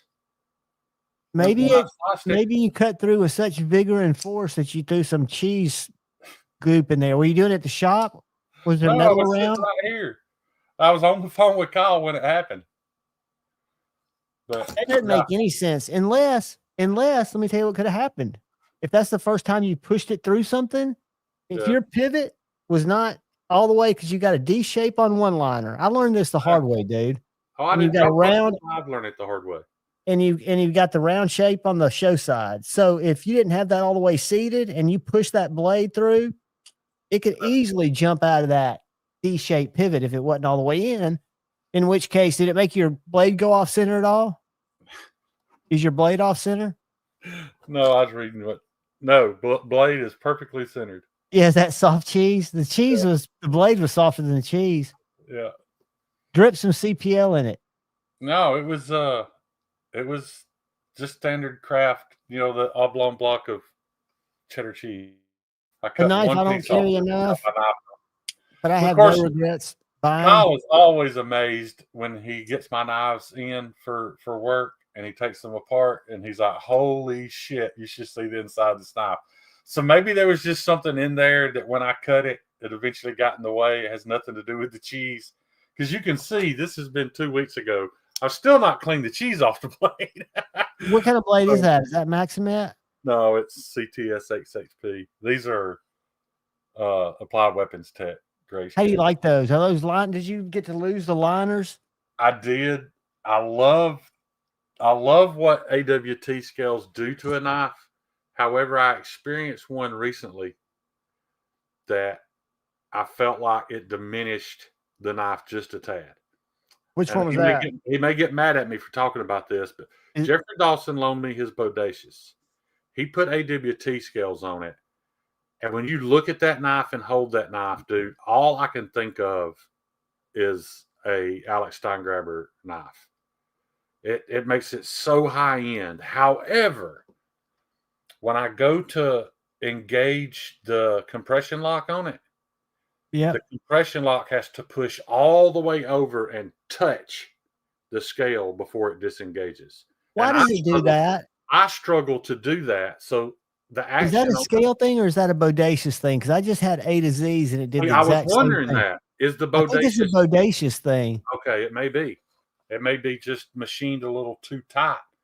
Check this out. Let me get to it real quick. Like this knife, I can just push it halfway over and it disengages. And it drops. I noticed, and I've got good hands, but I noticed when I compared this with the Bodacious, I have to use my thumbnail and push it till it touches, and I don't like that. When I compared this, what we do is before. Now he's got he bought this on the secondary, so those are Lynch scales and a Lynch clip. But I can't get it. You watch how hard I have to push it over. Let's do a couple of quick size comparisons. Made. You got to push it all the way. Made in the USA, Golden, Colorado, USA Earth. Come on. On the, I like the Shaman better. On the Bodacious, I barely have on to the Shaman. Shaman. Watch this. And then I think you've got a thinner build. Now these both have aftermarket scales, so it's going to be hard to tell. But I think the Bodacious is thinner. I know the blade steel's thinner. I just with those AWT scales, dude, it felt like a $600 knife. Extremely nice. It don't work. I have a hard time disengaging this compression lock. And I wonder, have you says that their Sage 5 is that way. Paul have you used a compression made easy before? I would have to have a compression made easy on the Bodacious. I have used it and I do enjoy it. And I would have to have it on a Bodacious for sure. Yeah. I hope the Sage. Paul Mills is saying his Sage 5 is that way. I was hoping not because that was going to be my next Spider. I want a Rex 121 Sage 5. Paul, I like that knife too, dude. I might be willing to trade something for it if you decide to get rid of it. I know somebody else was wanting it though. Sharif. AWT, I've got the scales I got from AWT. I got them purely for cosmetic reasons, but I've grown to love them. And they were for my Adamus. Yeah. And I just think that makes that light knife. That's called Sniper Gray. I don't even know if they make that color anymore. That is nice. And that knife did feel cheap because of the handles. This was G10. These weren't the carbon fiber ones. Even still, it didn't really feel like a tactical knife to me. That looks like a tactical knife. And you didn't lose the jimping, which I almost wish that these were linerless. But the scales even have the jimping continued on them. This is probably, I need to do a video on the knife that bit me the worst, and it was this one. This one, I was doing some kind of tune-up to it, and I had it sitting like that. And I went to adjust the pivot, and somehow my pinky was right there, and it just fell. And Paul I went, Paul Mills, I can professionally install that CME for you, buddy, if you need it. My David, what's up? Kyle, it was great because it was thin. I like the shorter blade on the Shaman because you can reach up, for me, reaching up on it, not having it here. I took it back to A to Z today, but I like being able to get up here where this is all handle on the Bodacious. No, it's all blade. Your you have blade, more blade on the Bodacious too. Correct, but they're the same length. Yeah. You've got the same. This grip exists in the handle, so it is a longer blade. I thought so. I thought they kind of split the difference. Hold on a second. I know they split the difference. Paul, you're much better off putting it on yourself, buddy. I promise. You don't know that story. I think you might be right. But how do they do that? Because it's the choil, which A to Z said, well, they got rid of the choil. Well, the choil's still there. It's just right here in the handle. I'm not sure. I think the reason why I like the Bodacious more is because so that results in a shorter. That knife with the there's definitely more blade there. But yeah, anyway, the Bodacious is bigger. Cutting area. Yeah. You've got more cutting surface here on the Bodacious. But you got to squeeze than you do on the Shaman. And then I think you've got a thinner build. Now you do have a thinner build, but anyway, neither here nor there. It's a great knife. I really liked it. Yeah. I wish it didn't have the winch scales on it. One, but I'm waiting. My issue with the Bodacious, and I have nothing against S30V, but I know if I bought one in S30V and then they release one in Rex 121, somebody's going to come out. Somebody's going to come out with one. It's going to be $15 more, and you're going to wish you had that. That's exactly why I'm waiting. Yeah, that's what I don't know. I don't know that I would even be a fan of this 4.5 inch long backlock if it wasn't for that K390. Sharif, I'm sending you a invite just in case you want to come talk designer shit. Sharif's too soft to come on here. I know he is. You're not gonna hurt his feelings though. I'm gonna email KC a link. What's KC's email? Sharif knows I love him. He knows I like picking at him. He likes picking at me too. So have you been bullying any of our buddies lately? I haven't heard.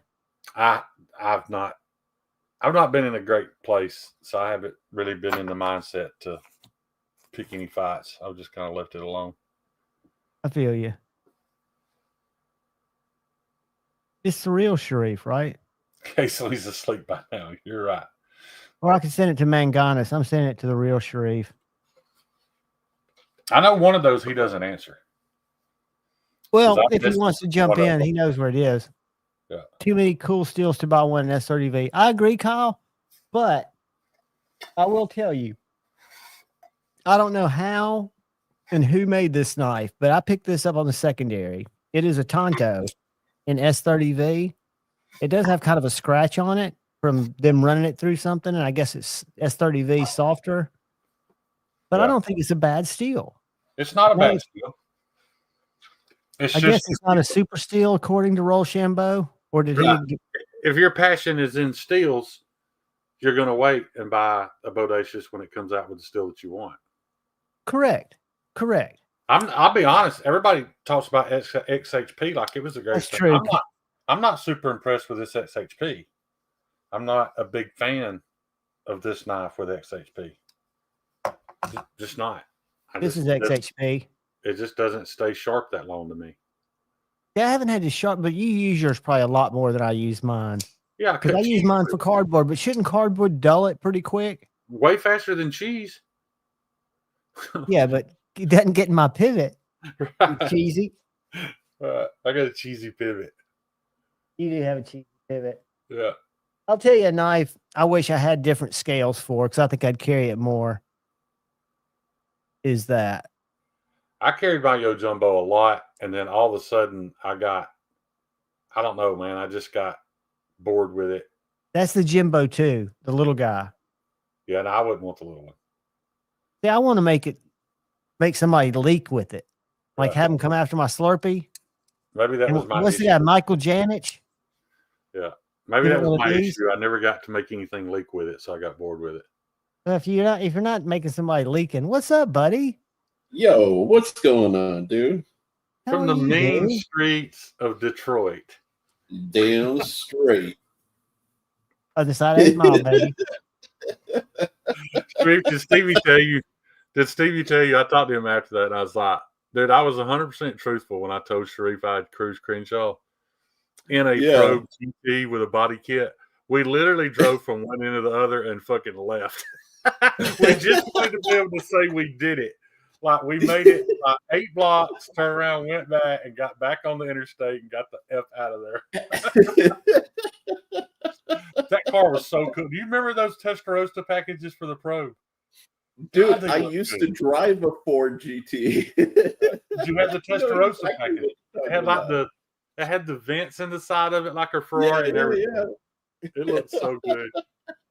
And hey, back in the day, that car was actually pretty quick. That car was great back in the Dylan, day, man. Yeah. I'm gonna send Dylan a link in case he wants to jump on. He might not even still be in here. Hold on. Hell yeah. Y'all talk amongst yourselves. He says Dylan says man. no. Dylan's always been one of my favorite.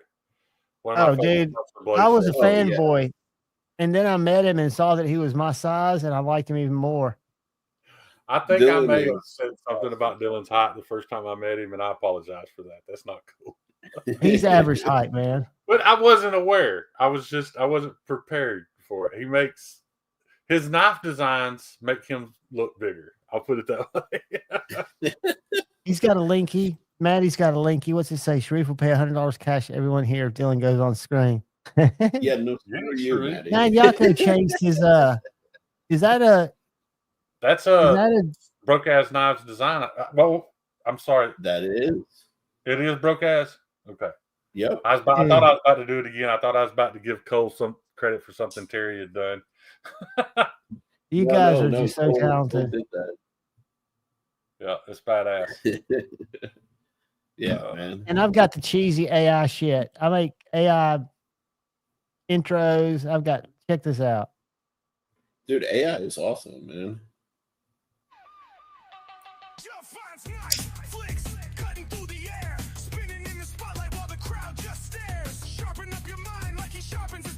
What is this? It's AI, dude. I sent you one.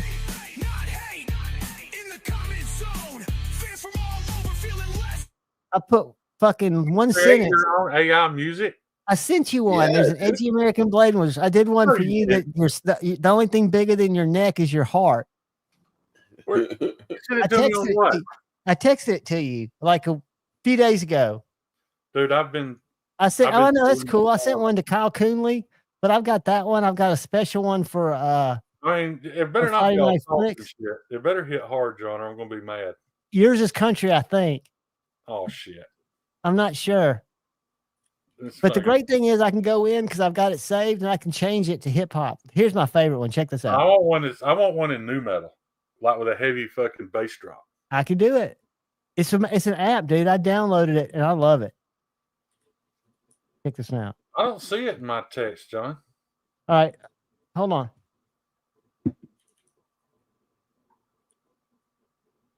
I'll send it to you again. What's it? Bladework King? I don't know what that is. It's a link. So if you look down at your look what I did. Oh, look what AI did. Yeah, look what AI did. Click on that. That's your special one. Got the world in a spin. There's mine. Find yours. There's one for you. Oh, that's yours? That's mine, but there should be one for you. How did I miss all this? You Yeah, I wasn't. Because I did one for Kyle too. But yours is the only thing bigger than his neck is his heart. I didn't hear it. You got to find it, dude. If not, I'll send it to you again. You text it you text that one. Here, maybe I text it. The only one I see. I'm sending you it right now. Hold on. I got it right here. It's worth you having. I couldn't get it to. Well, let me ask you this though. What's the little guy's name? I could not remember his name. What little guy? The guy you spun on his hip. James. James, damn it. Poor James. I know it would have rhymed with James. Hold on. Now, let me ask you a question. Will you get copyright struck for this stuff? Nope. I've been playing them. Check this one out. Whoops. That's the beauty of it. Check this out. Is like YouTube can't come after you. Well, they haven't yet. Blades in my hand, got the world in a spin. Javon's knife flicks, let the show begin. Every move sharp like the edge I hold. Stories untold, sharper than gold. Flick life, twist life, every frame tight. Knives on the screen, cutting through. I did a scotch and things, dude. I fucked with everybody. Hold on, let me find you.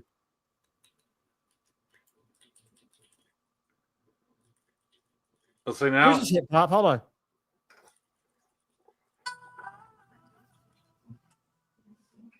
There are two of them. It makes two every time.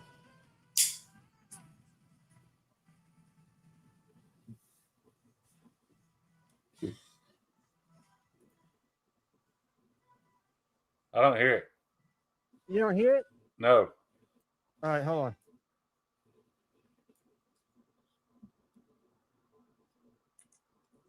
I'm gonna send it to you.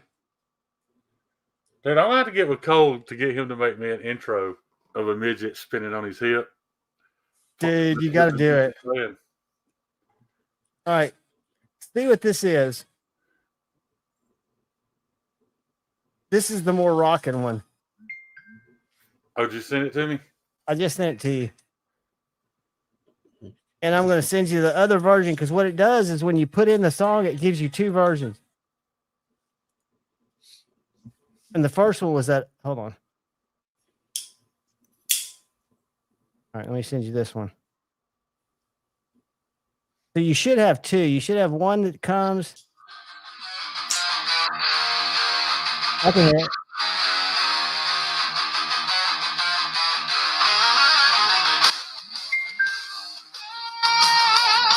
A lot of guitar.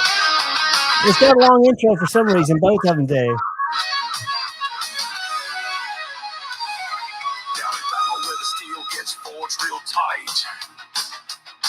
A big-hearted blade master works day and night. With a neck so thick and a smile so wide, cuts through the doubt like a sharp glide. That's crazy. Dude, and all I did was type in one sentence. It came up with all that shit. Dude, that's so awesome, man. It's scary. Pocket Metal and I get in fights every night that I talk about it because it does. I mean, my logo was done. It's an app. A lot of people use it. It's called Canva. And the other one was Bizarre. And with Bizarre, they don't do it anymore, but you could take like 8 selfies and upload them. Yeah. And what it would do is it would create like 10 images of you in like 15 different settings, like a space setting, like a wizard setting. Yeah. And I was able to crop out one because it looks like I'm wearing armor, and I use that for my logo. And it's just junky as shit. I don't have an issue with it. You know, the reason why I don't have a problem with this is because, like, this is not the type of stuff that's going to, like, take jobs or work away from people. You know what I mean? I don't think so like, either. Yeah, like, like, if you do YouTube, you need some intro music that's not going to get you copyright struck every video. You need a logo. That's like stuff that you would pay somebody on Fiverr to do for like a couple of bucks. You know what I mean? Like, you're not upending a system of doing things, you know? And I recently got a little let's face it, Pocket Metal spends 99% of his life searching for something to be mad about. So well, he's also a creator. He's a true creator. He is a creator, but he also is desperately seeking something to be mad about. And I wouldn't even post political stuff because I don't care anything about any of it. I only post it to ruffle Pocket Metal's feathers. Y'all, I think that's just goddamn hilarious. This app, for any of y'all that are wondering, and I just downloaded the free version of it, and I can continue to do knives. Oh, hold on. A hip hop song. Give me spell manganus for me. Hold on. Not yet. Do you want it in Egyptian or you want it in English? Yeah, you want hieroglyphics? MANGANAS. Todd Carr, he claims he's not a hippie. He says John's a hippie. He's a metalhead. but I've never met a hateful metalhead before. They That's scream true. like they act like they're hateful. They dress like they're hateful, but they never are. No.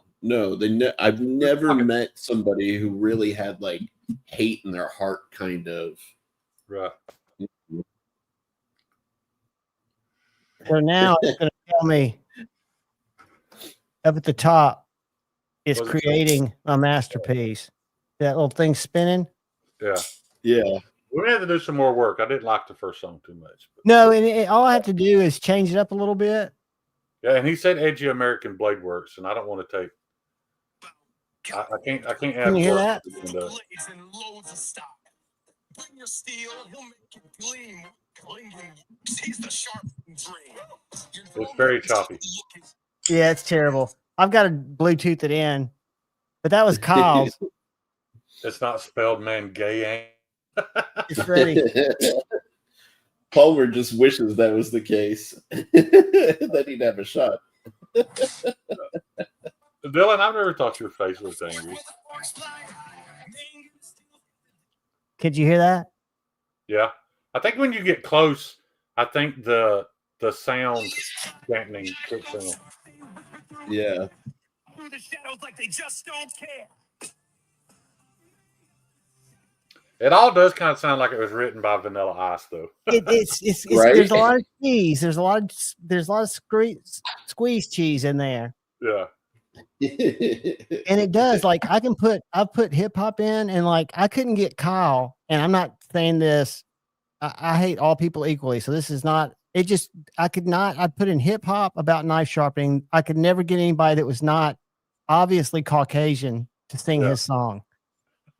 Everybody else, I got British guys. Like if you listen to this guy, because it doesn't get more Caucasian. This guy's British. Yeah, they fly like sparks. Knives in the dark, carving out my mark. From ballad songs, flipping to the sickest tricks. Juvan's knife flicks, where legends are lit. Every video's fresh like. Hear that? So that's like. Yeah, yours just sounds better than the ones you made for us. But I did the same thing. I typed in the same thing. That's the weird thing. It just finds, and I didn't type in any. Luke said, Javon, it's horrible sounding. Please stop. Hey, I'll tell you what I'll do. I think Javon sounds okay. I wasn't so much a fan of mine. Mine sound a little hokey. But they're all hokey, to be honest with you. I think I've got one. I have gotten addicted to 501 Bryce. I don't know why I love that kid's music so much, but it's just that one line in that song he does with Jam Wang when he says, I got a brand new bitch with some brand new boobs. I don't know. That made me fall in love with that kid. He's from Arkansas, I think, or Missouri. I can't remember. But what's his name? Young white rapper, 501 Bryce, Bryze. Yeah, he's got that song. He did a song with my buddy Jam Wang, and he comes in. I've used it as the music in a couple of my reels, but I fell in love with that line when he says, he says, I got a brand new bitch with some brand new boobs. I just love it. So how does that work on Instagram? I use reels all the time. Yeah, and I add their music, and I never get hit for it. I've a couple of times. Yeah. And I'm playing the Instagram game right now. It's funny, guys. But every now and then it'll say your video can't be shown in these countries because of copyright reasons. And I'm using the music that's on Instagram. So what's happened is if you go to my Instagram, one of my reels that play, will that hurt your channel if you played one of my reels? It would. No, it should, because it's copyright music. Yeah, but if it's copyright, all I do is I get copyright hit and I go in and I trim it. A lot of people make their lives private. Yeah. Because your lives are really just a way for YouTube to come through and at any time take you down, pretty much. Yeah. Basically. I leave them up because it doesn't bother me at all. All they do is they strike it, and some people don't. Some people will strike it. And what's interesting is you see who does. I've never had anybody maliciously strike it where they put an actual strike on my channel, but they've come in and they've taken the revenue, which doesn't exist. Yes.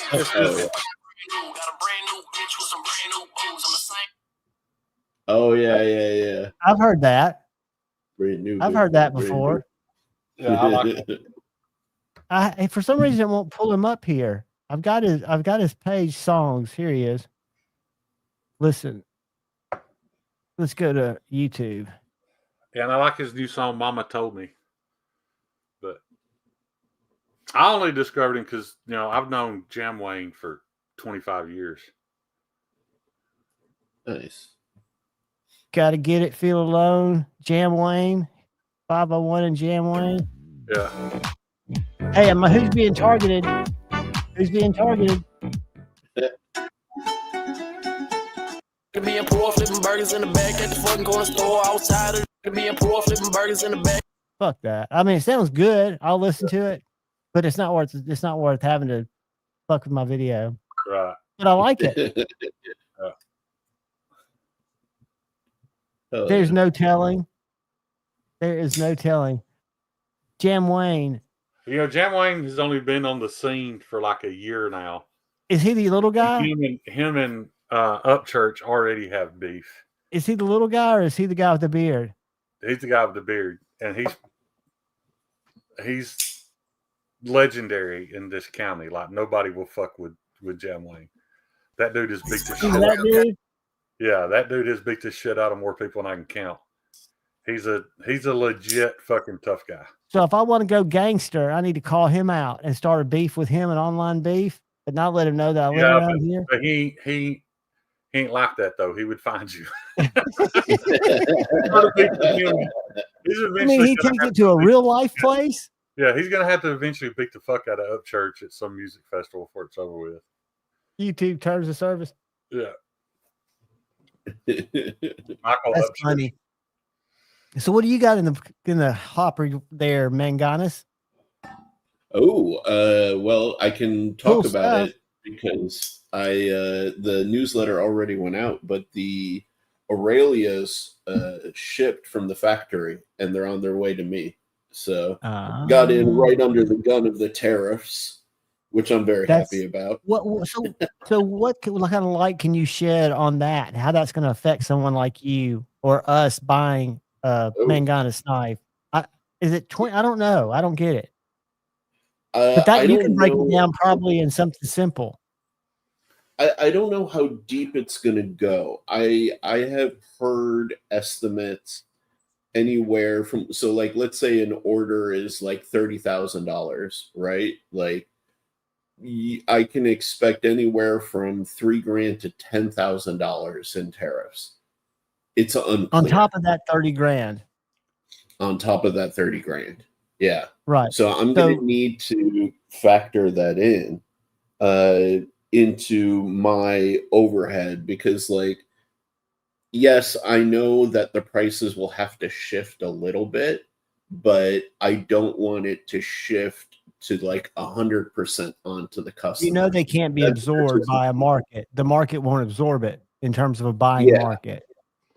Yeah, I think there's like, okay, I think with knives, like you should feel like you are getting your value for it, right? So like, I think that there's a very clear limit. Like if I wanted to turn around and sell you the Aurelia, which is very basic, in terms of its like machining construction, aside from like contoured scales, if I tried to sell you that for $400, you know what I mean? Like some other people in this industry are already doing, I think I would be an asshole personally. You know what I mean? And I don't want to be that guy, right? But if I have to charge you $300 instead of $280, I'm more okay with that, right? But because like, you're doing what you have to do to absorb a percentage, a small percentage. Yeah. You're asking the consumer to absorb a very small percentage of something that, like you said, you'll have to look in your pro forma, your overhead, your what you're doing. Are tariffs something, and this isn't that kind of class, but are they something that like it's a negotiation thing that if China does something, it could be lifted at any time, or is it something that's now done? I don't know enough about foreign economic policy to like say 100%, but my bet is as long as Trump is in office, and probably for the foreseeable future, because like, you know, the Democrats like to talk a big game about how they're against a lot of policies, but then when they get into office, they don't necessarily reverse them. And we've seen that like many times over. So it may get negotiated lower, but it's probably here to stay. Well, my gut would tell me that it's calling China's hand or Canada's hand or Mexico's hand that y'all have been doing this to us. So if you take off what you've been doing to us, we won't do it to you, type of thing. That not that China would ever say we're not going to do it to you, because they probably know we can't survive without them, right? I don't know. But to me, I don't think anybody's felt it yet, and I don't think of what it's going to do to places like Walmart. You know, that feeds You're the definitely going heartbeat. to see some shifts, man. Like you're going to see what Walmart, I'm hoping. all of it. Kyle and I have talked about this, and from what I have researched, I understand the tariffs. They are being used as like a bargaining chip, and you know, he is giving these countries the option. Hey, you do your part. When we made these trade agreements 10, 20, 50, whatever, how many years ago, you've never held up to your end of the bargain. So you either start holding up your end of the bargain, or the tariffs are going to stay. However, even if they lead to good things, and they do lead to more U.S. production, because that is the end game, it's going to be painful. It's going to whether you were a Trump supporter or about whatever, even for the Trump supporters and the people who are behind or for it, it's going to be a little painful for everybody. But, jump in here, homeboy. You know, we need things need to be balanced. Whether or not this is the way to balance them, I don't know.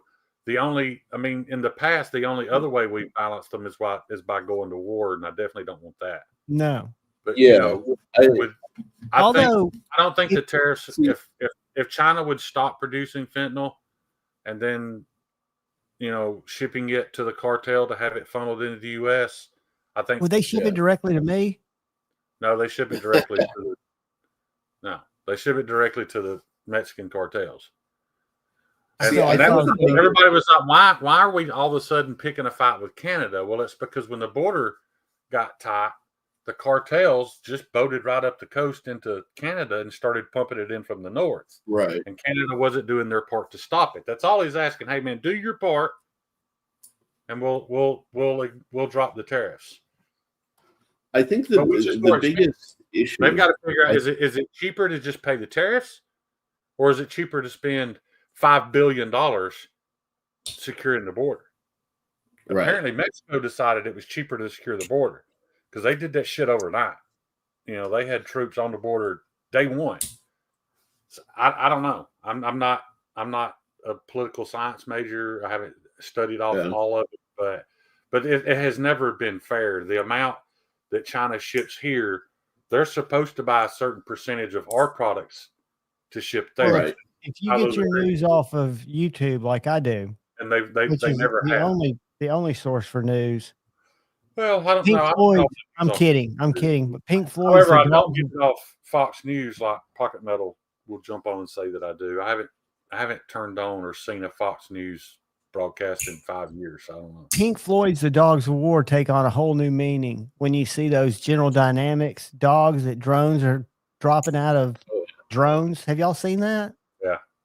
Dude, I predicted this like 14 years ago. Okay. Where there won't be humans fighting?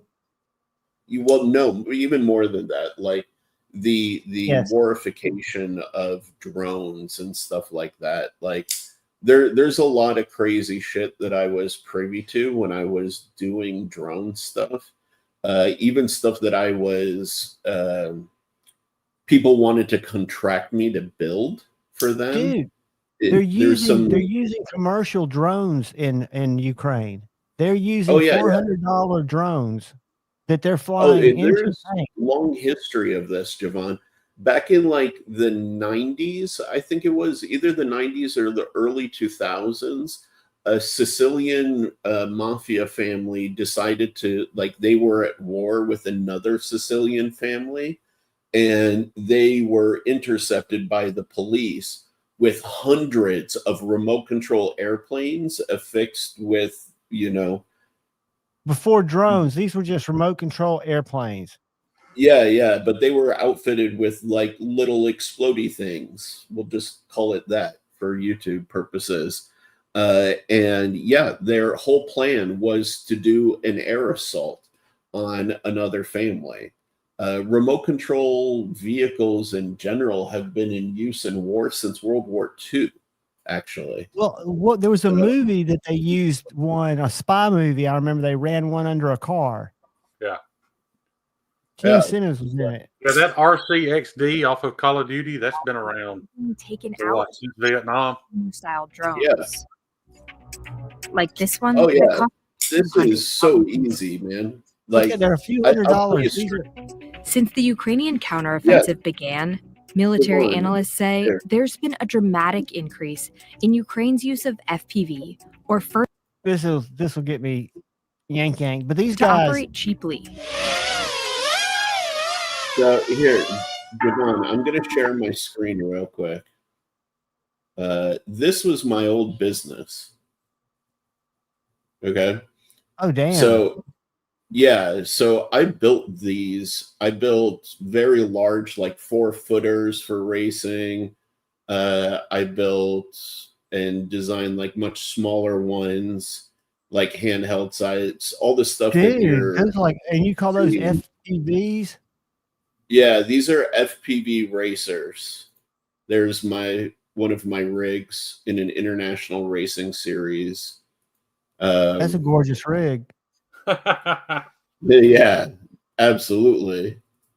But yeah, like I did all of this stuff, and like so were you getting? Was this like 2 years ago, 5 years ago? This was the year that I did it was 2018 before I shut down the business. So what would you think the technology has become? Because that's incredible. I've seen these. I mean, that to me is, and you're doing that just by looking. Yeah. I'm wearing video goggles, and do you have to have sticks in your hand too, or are you just looking? Yeah.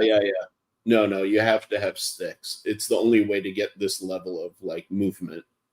Okay, so you're still moving. With all that experience, do you think you could fly a helicopter on Armor Reforger? Oh, 100%. I feel like it is so hard, Sheree. Dude, like, look at this. This is me just like fucking around. Putting it without knocking it in the ground. See, I've got a couple of drones that are, they're not FPVs, and I've got some indoor drones, little ones, because I just think they're cool. Y'all have seen me fly them here on lives. I mean, that's going fast as you could ever want, isn't it? Oh, dude, and the Sharif, ones that those are what that looks like the footage that is coming back from the war zone that have them just flying into fucking tanks, like where a cigarette dude's hanging out with a cigarette going down the road, and the drone flies in and blows up. Yeah, the most wanted kid in that war is like 19 years old. He's sitting in a basement somewhere flying drones in the tanks. Yeah, they say he's got the most registered. Yeah. I'm trying to find. At the end of the day, all wars require drones can blow stuff up, but it still requires boots on the ground to occupy something. Correct. This is, I think these are also used for reconnaissance, right? So, like after you've done something, that's handy for even the average. If you're a homesteader or prepper or whatever, or a farmer, you can use that to see where your cattle's at. Exactly. Oh yeah. You don't have to get on a horse and go ride around and find it. You can find it with that drone and just go straight to it. Dude, I'll tell you I've fallen into this hole too. Look at this though, Javon, right? Like this was early days of like high-speed drones. I had the world record for a while. 131 miles per hour? Yeah, and then my next one did 140. And you didn't, it didn't come apart? I mean, I can tell it's metal. It looks very well built. No, it's not metal. It's all carbon fiber. What's your range on something like that? With the setups that are available now, you could go like probably 2 miles, 3 miles without a problem.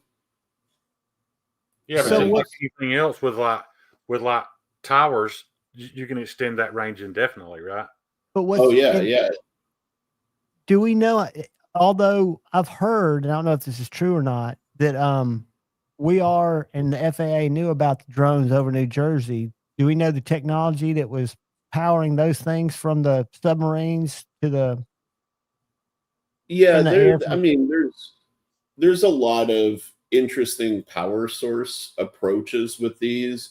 You can do like tethers, you can do some of them you can do with like engines and stuff like that. But like realistically, these types of drones aren't what really scare me, because they're kind of stupid and they need really sophisticated computers to be able to like balance them and coordinate them for flight.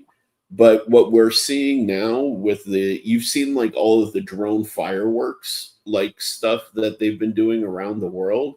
That's what scares choreographed. Yeah, how are they what doing that? What that's called is called swarm technology. So like basically, a radio goes to one, that one broadcasts the message to the ones around it. Those continue to broadcast the messages. Everybody gets like the same range of message, but they know what part to pay attention to. That's when the machines start to really take over. Sharif, well, have you played Ghost Recon Breakpoint? So you know that what I'm about to talk about, Shane, right? Like 14 years ago, I predicted that the most scary scenario for the drones is massive drone infiltration into urban areas using high-speed drones like that are weaponized, because you can't detect and stop them fast enough. If I can peak at 140 miles an hour, you know what I mean? Dude, like good luck keeping up. Good luck catching me. And that was 10 years ago, 8 years ago. Yes. Yeah, that photo. So it makes sense they could probably go 200 miles per hour now. And people could be set up in the Bronx. You could have a neighborhood that's just manufacturing those little son of bitches. Yeah. Yeah, this was 2018. 2018, I was doing 131 miles an hour and 140 miles an hour. I released my own motors, because the cattle dogs are amazing. If a drone had a cattle dog's brain. Oh my God. Yeah. But dude, we are like, this is another right thing here. I wanted, like, I try to explain to people. We're so far away from that though. Like the level of intelligence that AI has right now, like true independent thinking AI, is not even up to the intelligence level of an insect. Right, but it's coming so fast, right? It's not as fast as you think. What gives everybody the perception that it's coming fast is stuff like Siri and Google and all of like the voice, like language based model stuff. Ad tech is very. I followed a chick on Instagram for nearly a year because I thought she was one of the most beautiful women I'd ever seen, and it was like a year before I found out that she wasn't real. So everybody talks about AI can't do hands, AI can't. Let me tell you something, dude. That's not true. Yeah. Because like when she would make different facial expressions, the dimple in her chin would change. You know what I mean? Yeah. It was very realistic. Me and Kyle have talked about it several times. I've seen pictures of her. And the only reason I finally figured out what's her name? The only time I finally found proof was because in one video she had a belly button ring.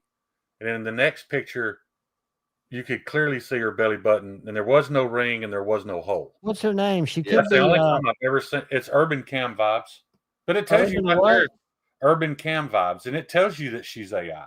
I didn't see that though. But looking at her pictures, you start to kind of get a hint though, because you're like, man, her boobs seem bigger or smaller than they did the last picture I saw. Yeah. It's it doesn't have that super glossy. Like they have pictures of it that aren't that super glossy too high definition where you know it's fake. It looks very. And what I'm trying to figure out is she completely fake, or are the pictures just AI enhanced? Dude, she's AI. That's wild.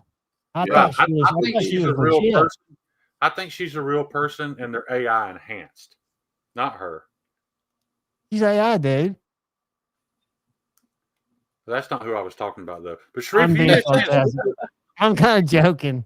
If you get a chance, Sharif, look her up, because I'm just curious if it's all artificial intelligence, or if it's a real chick that's using AI to enhance her photos.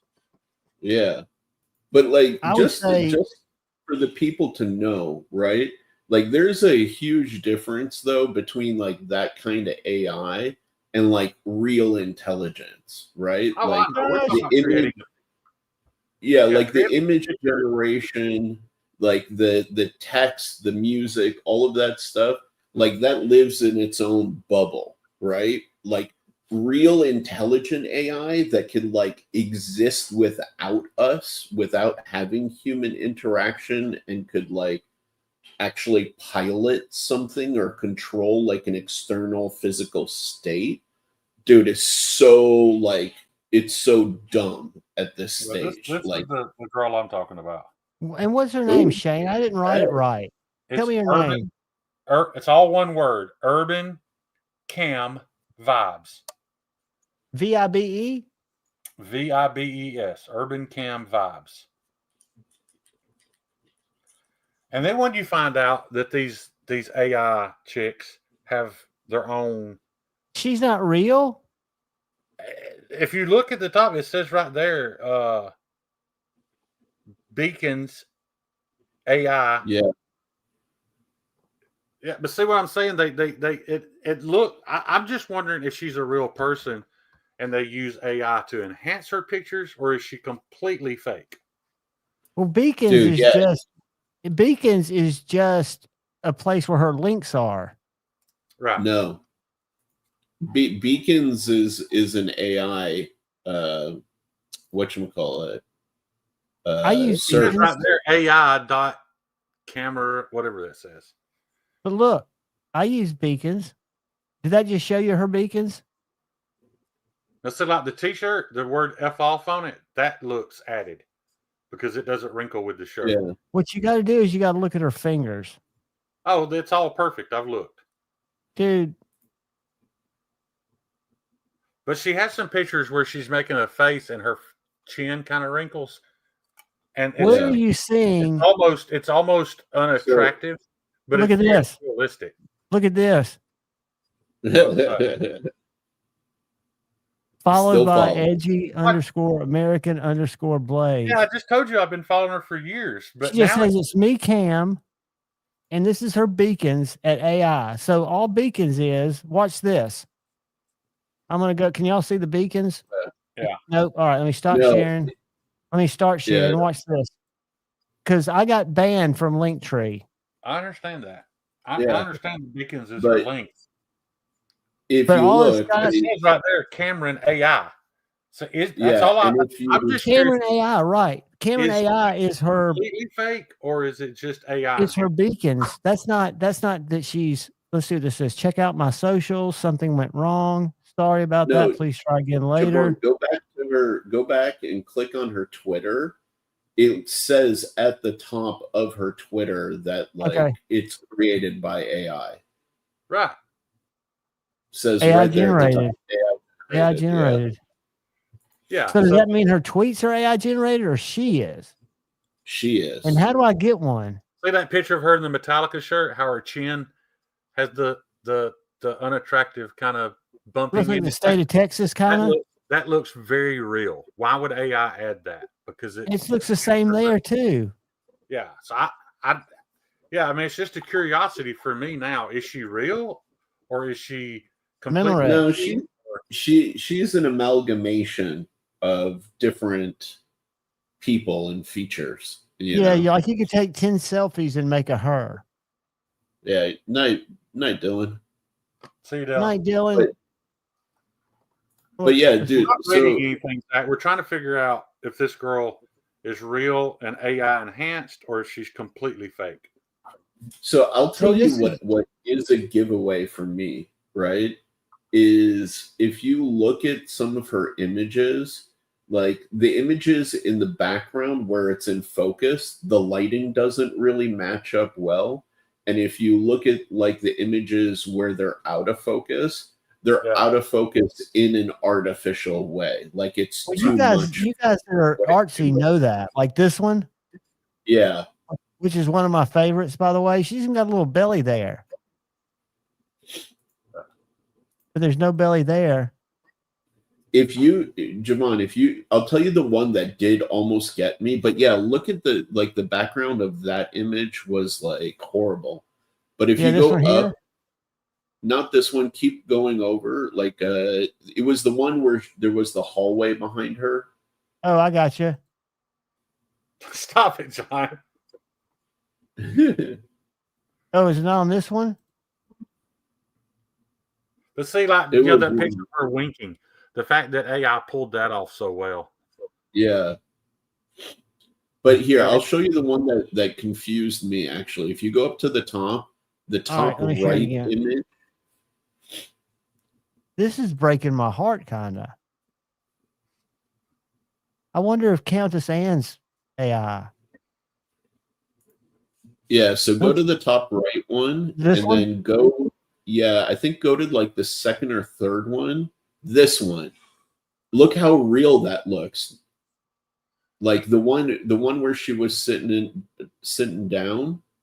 Like right there. Look at that. One. That looks super duper real. I gotta say, that's like one of the most realistic out of all of them. Yeah, she doesn't look very made up. No. That one looked fake. This one looks fake to me. Well, watch this. I'm going to do the thing. This is called, this is AI on, I can go touch up my appearance. That's my point. A lot of these AI chicks on these channels have an OnlyFans.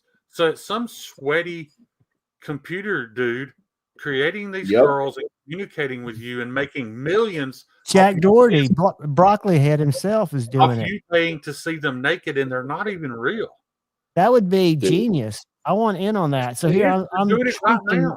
My AI, tell me, do I look clearer now and younger? I pictures of one to Kyle that popped up on my Instagram, and over a year's time, she aged backwards by 10 years. It got to a point where she looked 13 and was promoting her OnlyFans, and it's gross. Gee. But, Donnie, what is up? There are bills in Congress right now, especially in Texas, where they're trying to ban AI porn because people are making the girls look too young. But the thing is it illegal because they're not real people? It's still wrong. But well, no, it is still illegal because like Japanese anime, like hentai and stuff like that, they do all of that, like that weird side of things with the kids and whatever. That's illegal as shit for you to possess. Big time. That's a big time now. What's up, Zach Stuff? Yeah, but it's just creating situations where we're having to now pass bills and create new laws because this didn't exist 5 years ago. Yeah, exactly. What is the issue here? I'm gonna grab some water. I'll be right back. All right, buddy. Zach.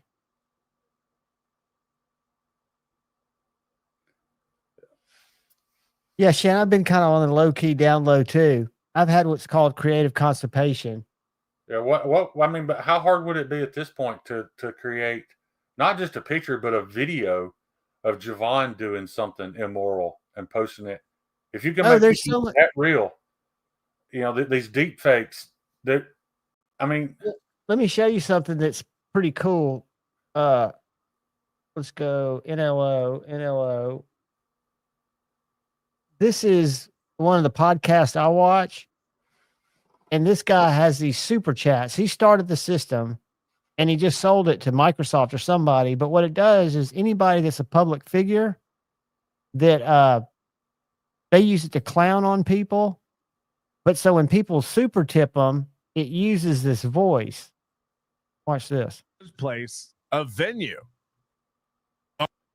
Yeah, John, you can get David Attenborough to do your review. And now look who he's fighting with. Nice name after him. I'm trying to watch this. That's that summer is in the music and sound effects are coming out muffled when I press the small. And you got to wonder, he uses this excuse like, no. So they read them in their voices. Money in. I don't know what you're trying to show us. I'm trying to show you what this AI does on these podcasts. Have multiple so radio talent. Can send in a super chat. This is me. Am I being set up? Is this going to be edited in some? And it's not going to make sense if I can't show it to you real soon. Yeah, I mean, Tri-State has. I don't want to talk about it. This right here. Well, that's why I guess we'll try harder tomorrow. Tri-State has a British guy reading. I woke up going, we're going to, I mean. Oh, does he? Well, this is they've taken these people that they clown. So they've got special characters. They're the ones Jesus, they clown they can't on. miss on 250. So the person we're going to kill it. Yeah. Well, guys, thanks a lot.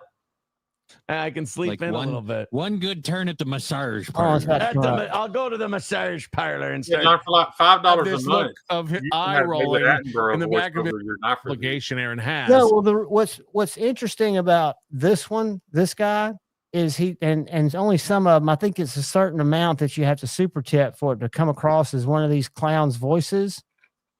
But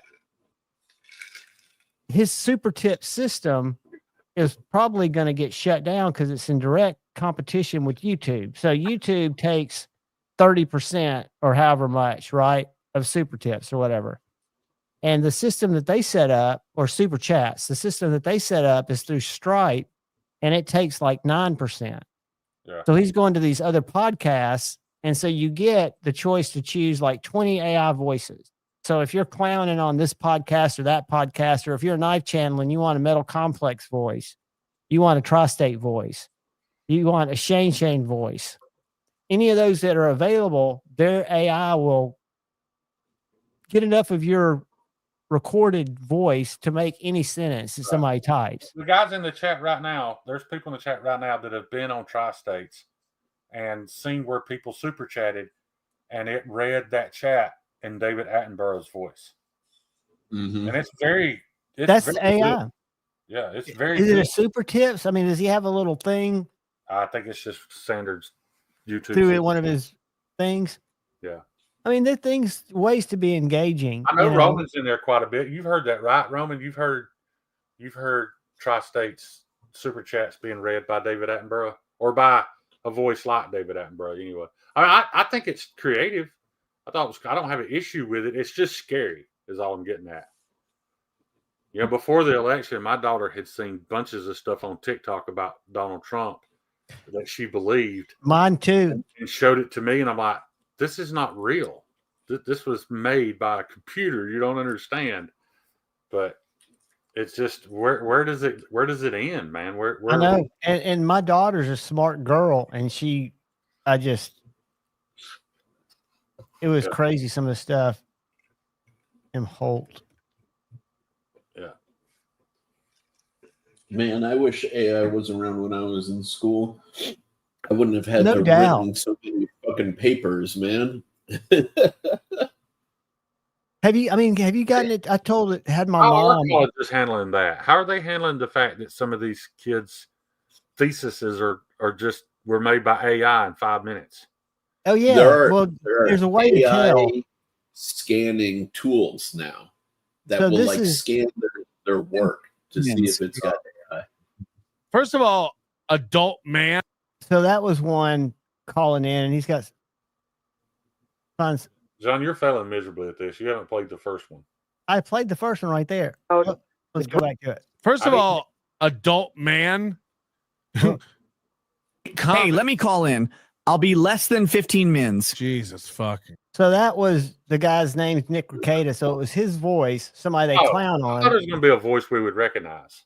No, that's the beauty of it. If you set up the super tips, which anybody could, I would never do it, but you could do like Metal Complex voice. You could do any voice you want, because if the voices are out there, like Zach, who's talked for hours on live streams, you could have a Zach voice that would read out your comments.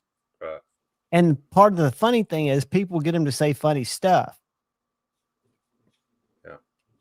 Man, when are we going to get to the when are we going to get to like, you know, the uncanny valley with this stuff where it's like just gets a little weird, you know? Well, when are they going to open it? When are they going to weird now, Steve?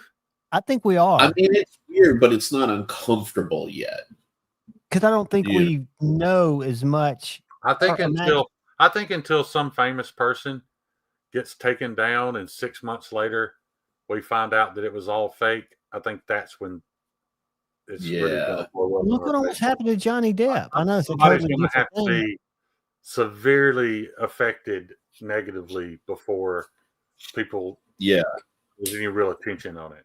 And we're you know what it's going to be like?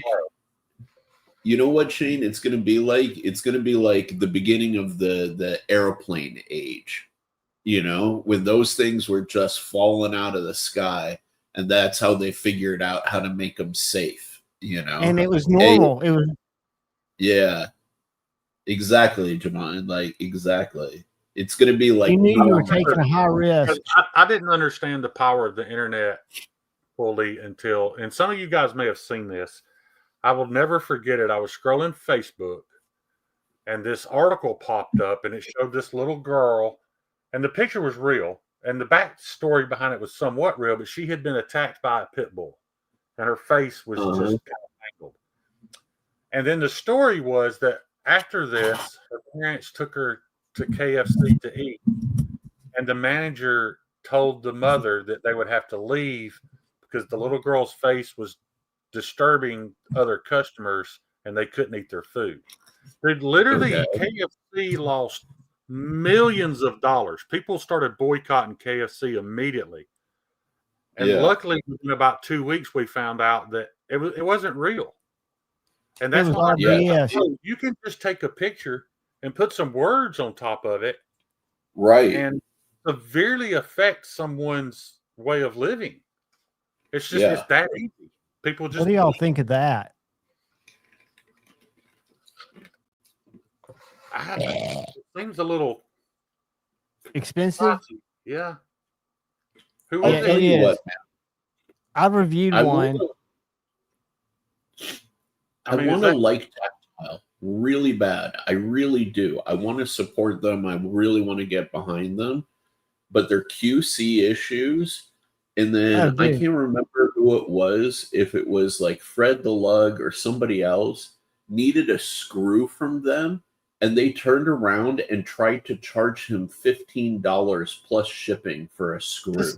This is one of the best values in American knives you can get. Yeah, but why does that other one $450 more? The other one's horrible, dude. It feels terrible in your hand. I thought the one that was, I have no idea why it's so expensive, except this one's aluminum and, you know, put together where this one's milled, the Archer. But to me, and this is to me, the Archer is not a good knife. Doesn't the Chupacabra lock fail? Like it's a modified. Okay, I've heard that it does. It's a Snex lock. Mine doesn't, and I spine whack the shit of it. It's a modified Snex lock. It's not like 100% true to Snex's shapes. I thought it was. Hold on. No, if you look at it disassembled, the shapes are of the lobe that inserts into the tang of the blade. I've done a disassembly on it. Hold on a second. Oh, I took it down. Yeah. What can I whack it on? I was whacking it on this. Listen. Can you hear that? Yes. Okay. Yeah. Then that's good. You got a good one. I bet $249, and if you spend $269, you get a Lynch clip. But the Archer, to me, a no bueno. This little knife I like, but it's soft and it costs a lot because they milled the titanium. I never understood all the drama that came up when this whole spine whack test thing. I think G-Ball really brought the most attention to it, and then people were like, I don't spine whack knives. Yeah. Listen, this is my stand on the spine whack test. Chris Reeve invented the frame lock. Do we agree on that? Yes. Yeah. The Chris Reeves integral front. The very last thing that technicians at CRK Knives does to a Sabenza when QC testing it is they spine whack it. To set the All lock. I need to know.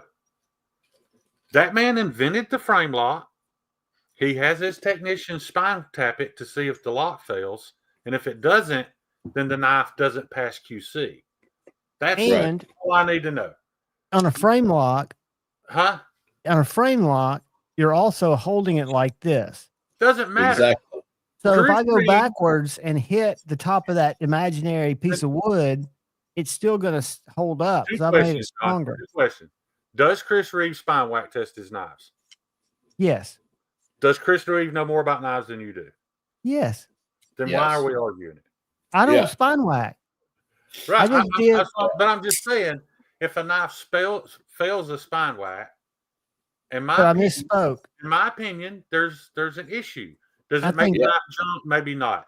It is somewhat easy to fix, but I think this might be the best value USA knife at $239. This little G10 TRM. I would say that TRM has a good competitor in American Blade Works for the best value, I agree. And a totally different knife. I need to experience more American Blade Works. I'll still say, though, for me, for that money, I'm still buying an Emerson. But that's just me, Yeah, but that's two completely different things, Sharif. I sent my Emerson Mini A100 to Kyle Coonley. Dude, it's dangerous. That TRM I would take to the mall. I would take on a date. That Emerson I'd take to war if I had to. Yeah, exactly. They're two different things. But it is different things. But like at the same time, I still EDC this, or any of my Emersons. Like they can do any of my EDC work. They can just do more, which is Welcome, Major Powell. This one I actually bought this from Kyle, and it still has Kyle's crazy ass edge on it. And isn't it fantastic? Yeah, it's the best edge I have in my collection.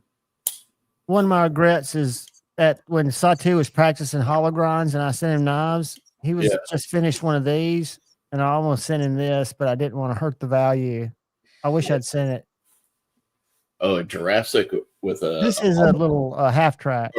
Half track. That's right. Jerry, all my knives pass the spine whack test. Even my Blims that didn't turn out right. There's a Jurassic. That's a Jurassic. I love the Jurassic. Except it's got the late lockup of all of them. See right there? Hey, let's see if this Tucson passes the spine whack test. I've never checked it. Man, I think a little too much has been thrown into the whole spine whack thing, but at the same time, come on, guys. If it's a button lock, don't expect the lock to be that strong. No, if you want to beat the hell out of a knife, a button lock's just there to hold the blade open to keep it from falling shut. I put no faith in my hand as far as it keeping me safe. And I'm not stabbing the sidewall of a truck tire with it ever. Guys, but that's where the whole like to do those videos because they're sensational and they get a lot of views. Yeah, but that's where the whole spine whack conversation came from. Was originally with the button locks, and the button locks were failing, and so they started spine whacking everything. And it's no, there are some locking mechanisms that are just not as good as a frame lock. It just spine whack that bitch. Yeah, exactly. And if you're that concerned about it, carry a fucking fixed blade. There's the answer, Sharif. Yeah. Is the Diamondback Major Powell? Is that a locking knife? I think it is. Something that's absolutely positively not going to fold up on you, then you don't use a knife with a hinge. Right. It's that simple. Exactly. Why do people like to overcomplicate shit, man? And then people were talking about, what are the odds? There are people in this world that use knives for things, believe it or not, that we don't. There are people out there that professionally, get paid to protect our country and have had to use a knife to delete a person. We're not doing that every day. I understand, but that's why I'm gonna leave somebody leaking. It's like when people are like, I don't get Striders, I don't get overbuilt knives. Well, no, you don't, because you don't use knives for that. You may not need it for that. Yep. There's nothing wrong with you owning that, but for a guy who does need it, you think he gives a shit about a little lock stick? No. And let me tell you something, the lock stick on a Strider will work itself out. Hey, Donzo, you got a link. Oh, yeah. I don't know. We're not going to be here long, but you're definitely welcome to jump in and spread some visceral hate. Yeah. Dude, this guy had the most hellacious lock stick of all of my knives, that lock stick. And guess Did it work out? It doesn't have it anymore. And look at that. It's like damn near one of my smoothest washer knives that I have. love it, dude. My only complaint is I bent the clip. I put it in a vise. I got it back close, but I got it snagged on something. I wonder if you can get replacement clips from somebody. There are third-party makers that make Strider clips, but they're not cheap. They're usually like $75 or something, which is a little crazy, but what up, Donnie? What's up, Donzo? What up, buddy? Yeah, what's yours made out of, Sharif? So this guy is titanium, flame titanium, and gunner grip, G10. And then this guy is dual gunner grip, titanium. This one is 20 CV with a hollow grind. This one is Magna Cut with a flat grind. Both SNGs? Yeah, both of them SNGs. That one's titanium and crosshatch. Yeah. G10, but it's Strider designs are what fueled my passion for knives. I fucking love. I literally have not put this knife down in 2 weeks. That's super rare for me. Like I fucking love Strider knives. I know the whole of me going to the SOE party and meeting John Willis was him opening his safe and getting out the Strider collection. Strider and SOE do a collab. That knife's about $5,000. And every drop they've ever done, John owns serial number 1 and 2. Ooh. And Scotch and things had a little. Hold that knife, it feels more like a Koenig than it does a Strider. It's a completely different animal, man. It's so nice. Fuck yeah. There's some beautiful knives. And like you say, from a tactical standpoint, I think they probably work very, very well. I mean, Scotch and things puts his through hell. All I know is that people that have a choice, people that have an unlimited budget and need knives for tactical reasons, they all carry Striders. Yeah. Dude, there's just something about them that it feels to me it's like the Harsey, the Striders, Emersons, they just feel different than everything else out there. I've got some backstory for you, Sharif, that I won't share online. Yeah. That we'll have a phone call about. I've got some backstory behind why those guys are so faithful to Nick and someone Nick. Oh, I want to hear that for sure. Yeah. Hey, Shane. It doesn't need to be public knowledge. We're going to have Scott from Aries EDC join us Friday night. I saw that. To talk about his collaboration with Kubi on that fixed blade. What do you think about that they're doing a production bloom and him being still, making hardcore knives, but just to get more out there to the people for. I've always said, if you are a knife maker and you exceed your, what is that echo? If you're a knife maker, I think Donnie's got a stream on. Somebody's got a knife stream maker and you exceed your production abilities and have to have them made somewhere else, kind of like Microtech did, I get it. Do I like it? I wish you could have done it through Bark River, somebody. LT Wright, somebody. I get it. And I know Kyle doesn't love LT Wright. Yeah. You know if that? I was going to buy an Aries knife, though, I would still want one from him, not a cheap. freebie model. Can I ask for the help from everybody in the community? If y'all have a chance to talk to anybody from ZT, tell them I want to use them as my OEM, even just for one fucking knife, man. Like Sharif, don't care. That factory is sitting dormant, man. Who's even in charge of them? I don't see them at shows. I don't. Right? Do you see them at shows? Does No. Kershaw Kai? Is that who it is? Right? Yeah. KAI. They do not exist at the shows, man. I've never seen ZT at Blade Show ever. Where are they located? In Washington, allegedly? I guess. Zach, yeah, dude. If you could put me in touch, man, that would be awesome. Because like, man, I will get in line to buy a Sharif Manganis design knife made by ZT. Absolutely. Right? Are you like Oregon? That's right, Zach. I knew they were somewhere like that, and Zach's a guy. Sharif. Dude, I will straight up get my ass up to Oregon to make that kind of shit happen. Zach, I think I sent you a link. I don't know if you're where you can use it. And we're probably only on here for 15, 20 more minutes. Yeah. Something like that. You would not see me ever move that quickly. Like I would go up to Oregon to connect with somebody from ZT to get them to make my shit. It's been like a dream of mine since the beginning, man.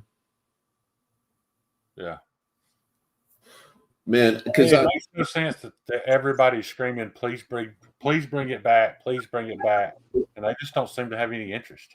They don't care. They're making so much money from the Kershaw line of stuff that they don't really need to even do anything with ZT. It's sad, man.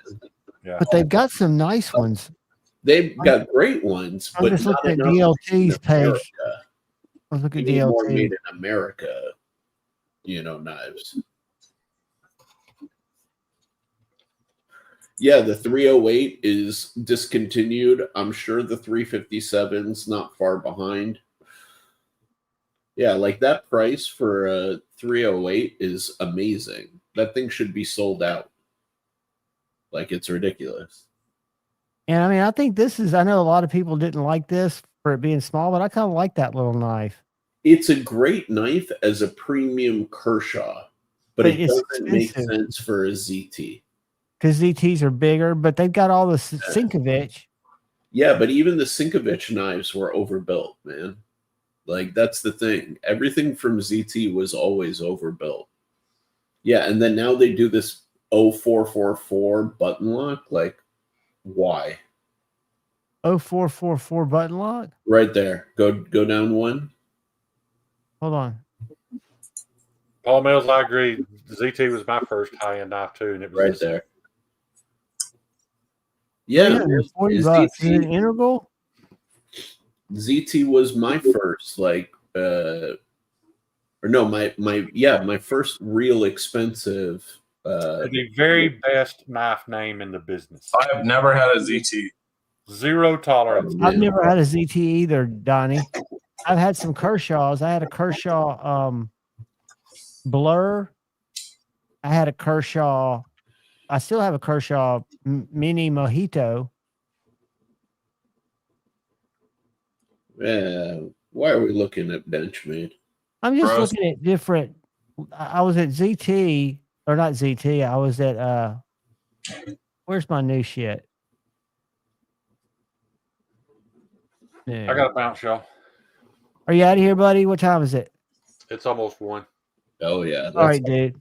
Night. Have a good night, my brother. Yeah, good night, y'all. Appreciate you for having me. Night, Shane. Night, Shane. Enjoy your soft pillow. I'm not dogging on the Adamas. I was just going to show you guys LT Wright, who Kyle doesn't like. He says their still's a little light. Oh, no. Zach, I love that. The Adamas or Adamas, however you pronounce it. I'm a big fan of Seaver. Dude, no joke. The Adamas, low key, was like the reason I pretty much made the first bullshit mild steel hand fucking sharpened and filed knife shaped object I've ever made. Oh, really? Why? What about the Adamas? I don't know. It just looked badass. Like you could stab through a fucking car hood with it. I don't know. Hell yeah. That was your inspiration. I love that, dude. That's fucking sick. I never heard that story, actually. Dude, I got the remnants of that piece somewhere around. I modified it a little later and realized I fucked up. But, yeah, man. I don't know. I saw that shit when I was starting to make shit, and Launch is great, Josh. it looked badass. So I was like, yeah, fuck it. Dude, Siebert is like, it's so funny, man. Like everybody talks about like the gangsters of knives, right? And like Siebert just is not brought up enough. And like his work is fucking top tier, you know? Like that's the first Kershaw launch that Kershaw made. Which one? ProTech was making all the other ones, the 14. Oh, really? That's an in-house, non-ProTech made launch. I don't know if y'all knew that, but launches were Kershaw's, or launches were ProTech made. They were the OEM. That explains why they fire so hard. Oh, I've got one of the little giblet ones, the little spear points. But yeah, I mean, Kershaw's are good knives, and like I said, my first stitches from a knife came from a Kershaw. That's a beauty. Kyle, yes, I did, and he sent me one. Dude, that's gorgeous. What is that? This is a Peter Carey Roadster that he did in collaboration with Mech Force. Carey Knives is fucking boss. Fuck no doubt. Peter Carey has the detent on the Imano is 100%. Gosh, that's my understanding. Is ProTech OEM the launch? Yeah, the detent on the Kaimanos were 100% based on stuff that I learned. Yeah, let me check something. From Peter Carey? Yeah. Nice. The reason why it has like a certain snap and pop to it is directly from what I learned from Peter Carey. So nice. Yeah, like Peter Carey is the fucking badass, man. One of these days, I will at least be able to shake his hand. I hope to be able to own one of his customs. Dude, me too, bud. Fuck, man. Too many customs I want and so little money to make it happen. I'm like slightly working the cheat code because I got a couple makers that are down to trade customs for customs, but like, yeah, dude, I can't afford that shit either, bud. Yeah, and I can't do the same thing. I can't be like, hey, you want this Chinese-made factory thing? I just gotta give them 3 or 4 of them. Yeah.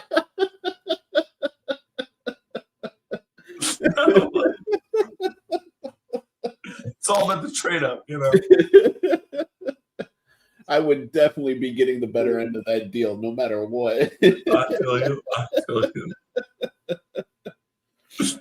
Oh, Josh, man, it depends on how crazy you want to go, because like you could go like closer to $1,000 if you went with a real basic, build, or you could go for like $5-6 grand if you went for a full dress build. So, yeah, that's a sexy knife, though. That's gorgeous, dude. 4 1/4 inch blade. That's a big boy knife. That's fucking Siebert, man. You can just tell from the lines. Yep. Look at that clip. Yeah, man. And that clipper. I mean, I get it, but fuck, man. My own personal opinion, dude, I don't give a fuck about Timascus or Mokutai. Right? Dude, it's so tacky to me.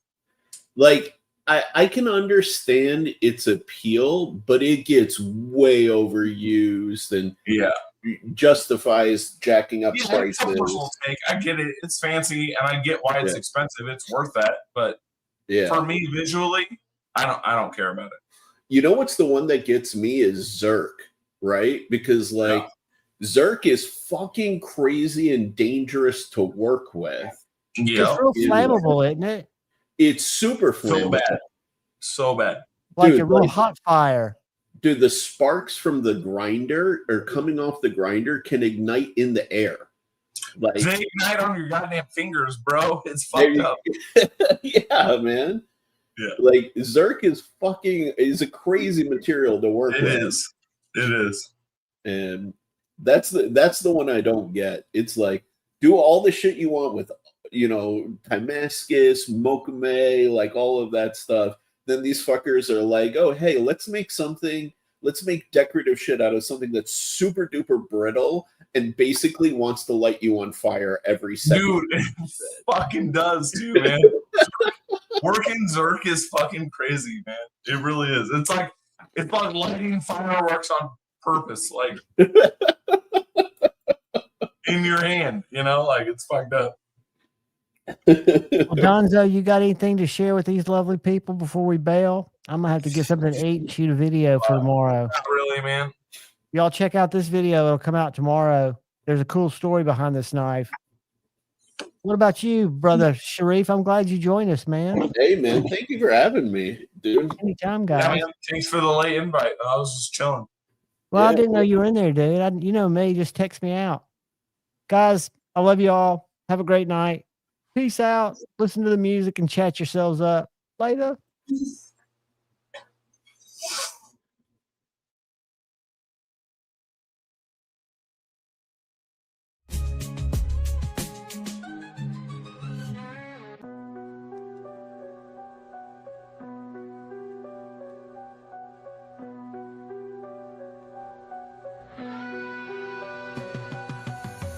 Eyes wide open, the clock don't rest. Street lights flicker, got a blade in my chest.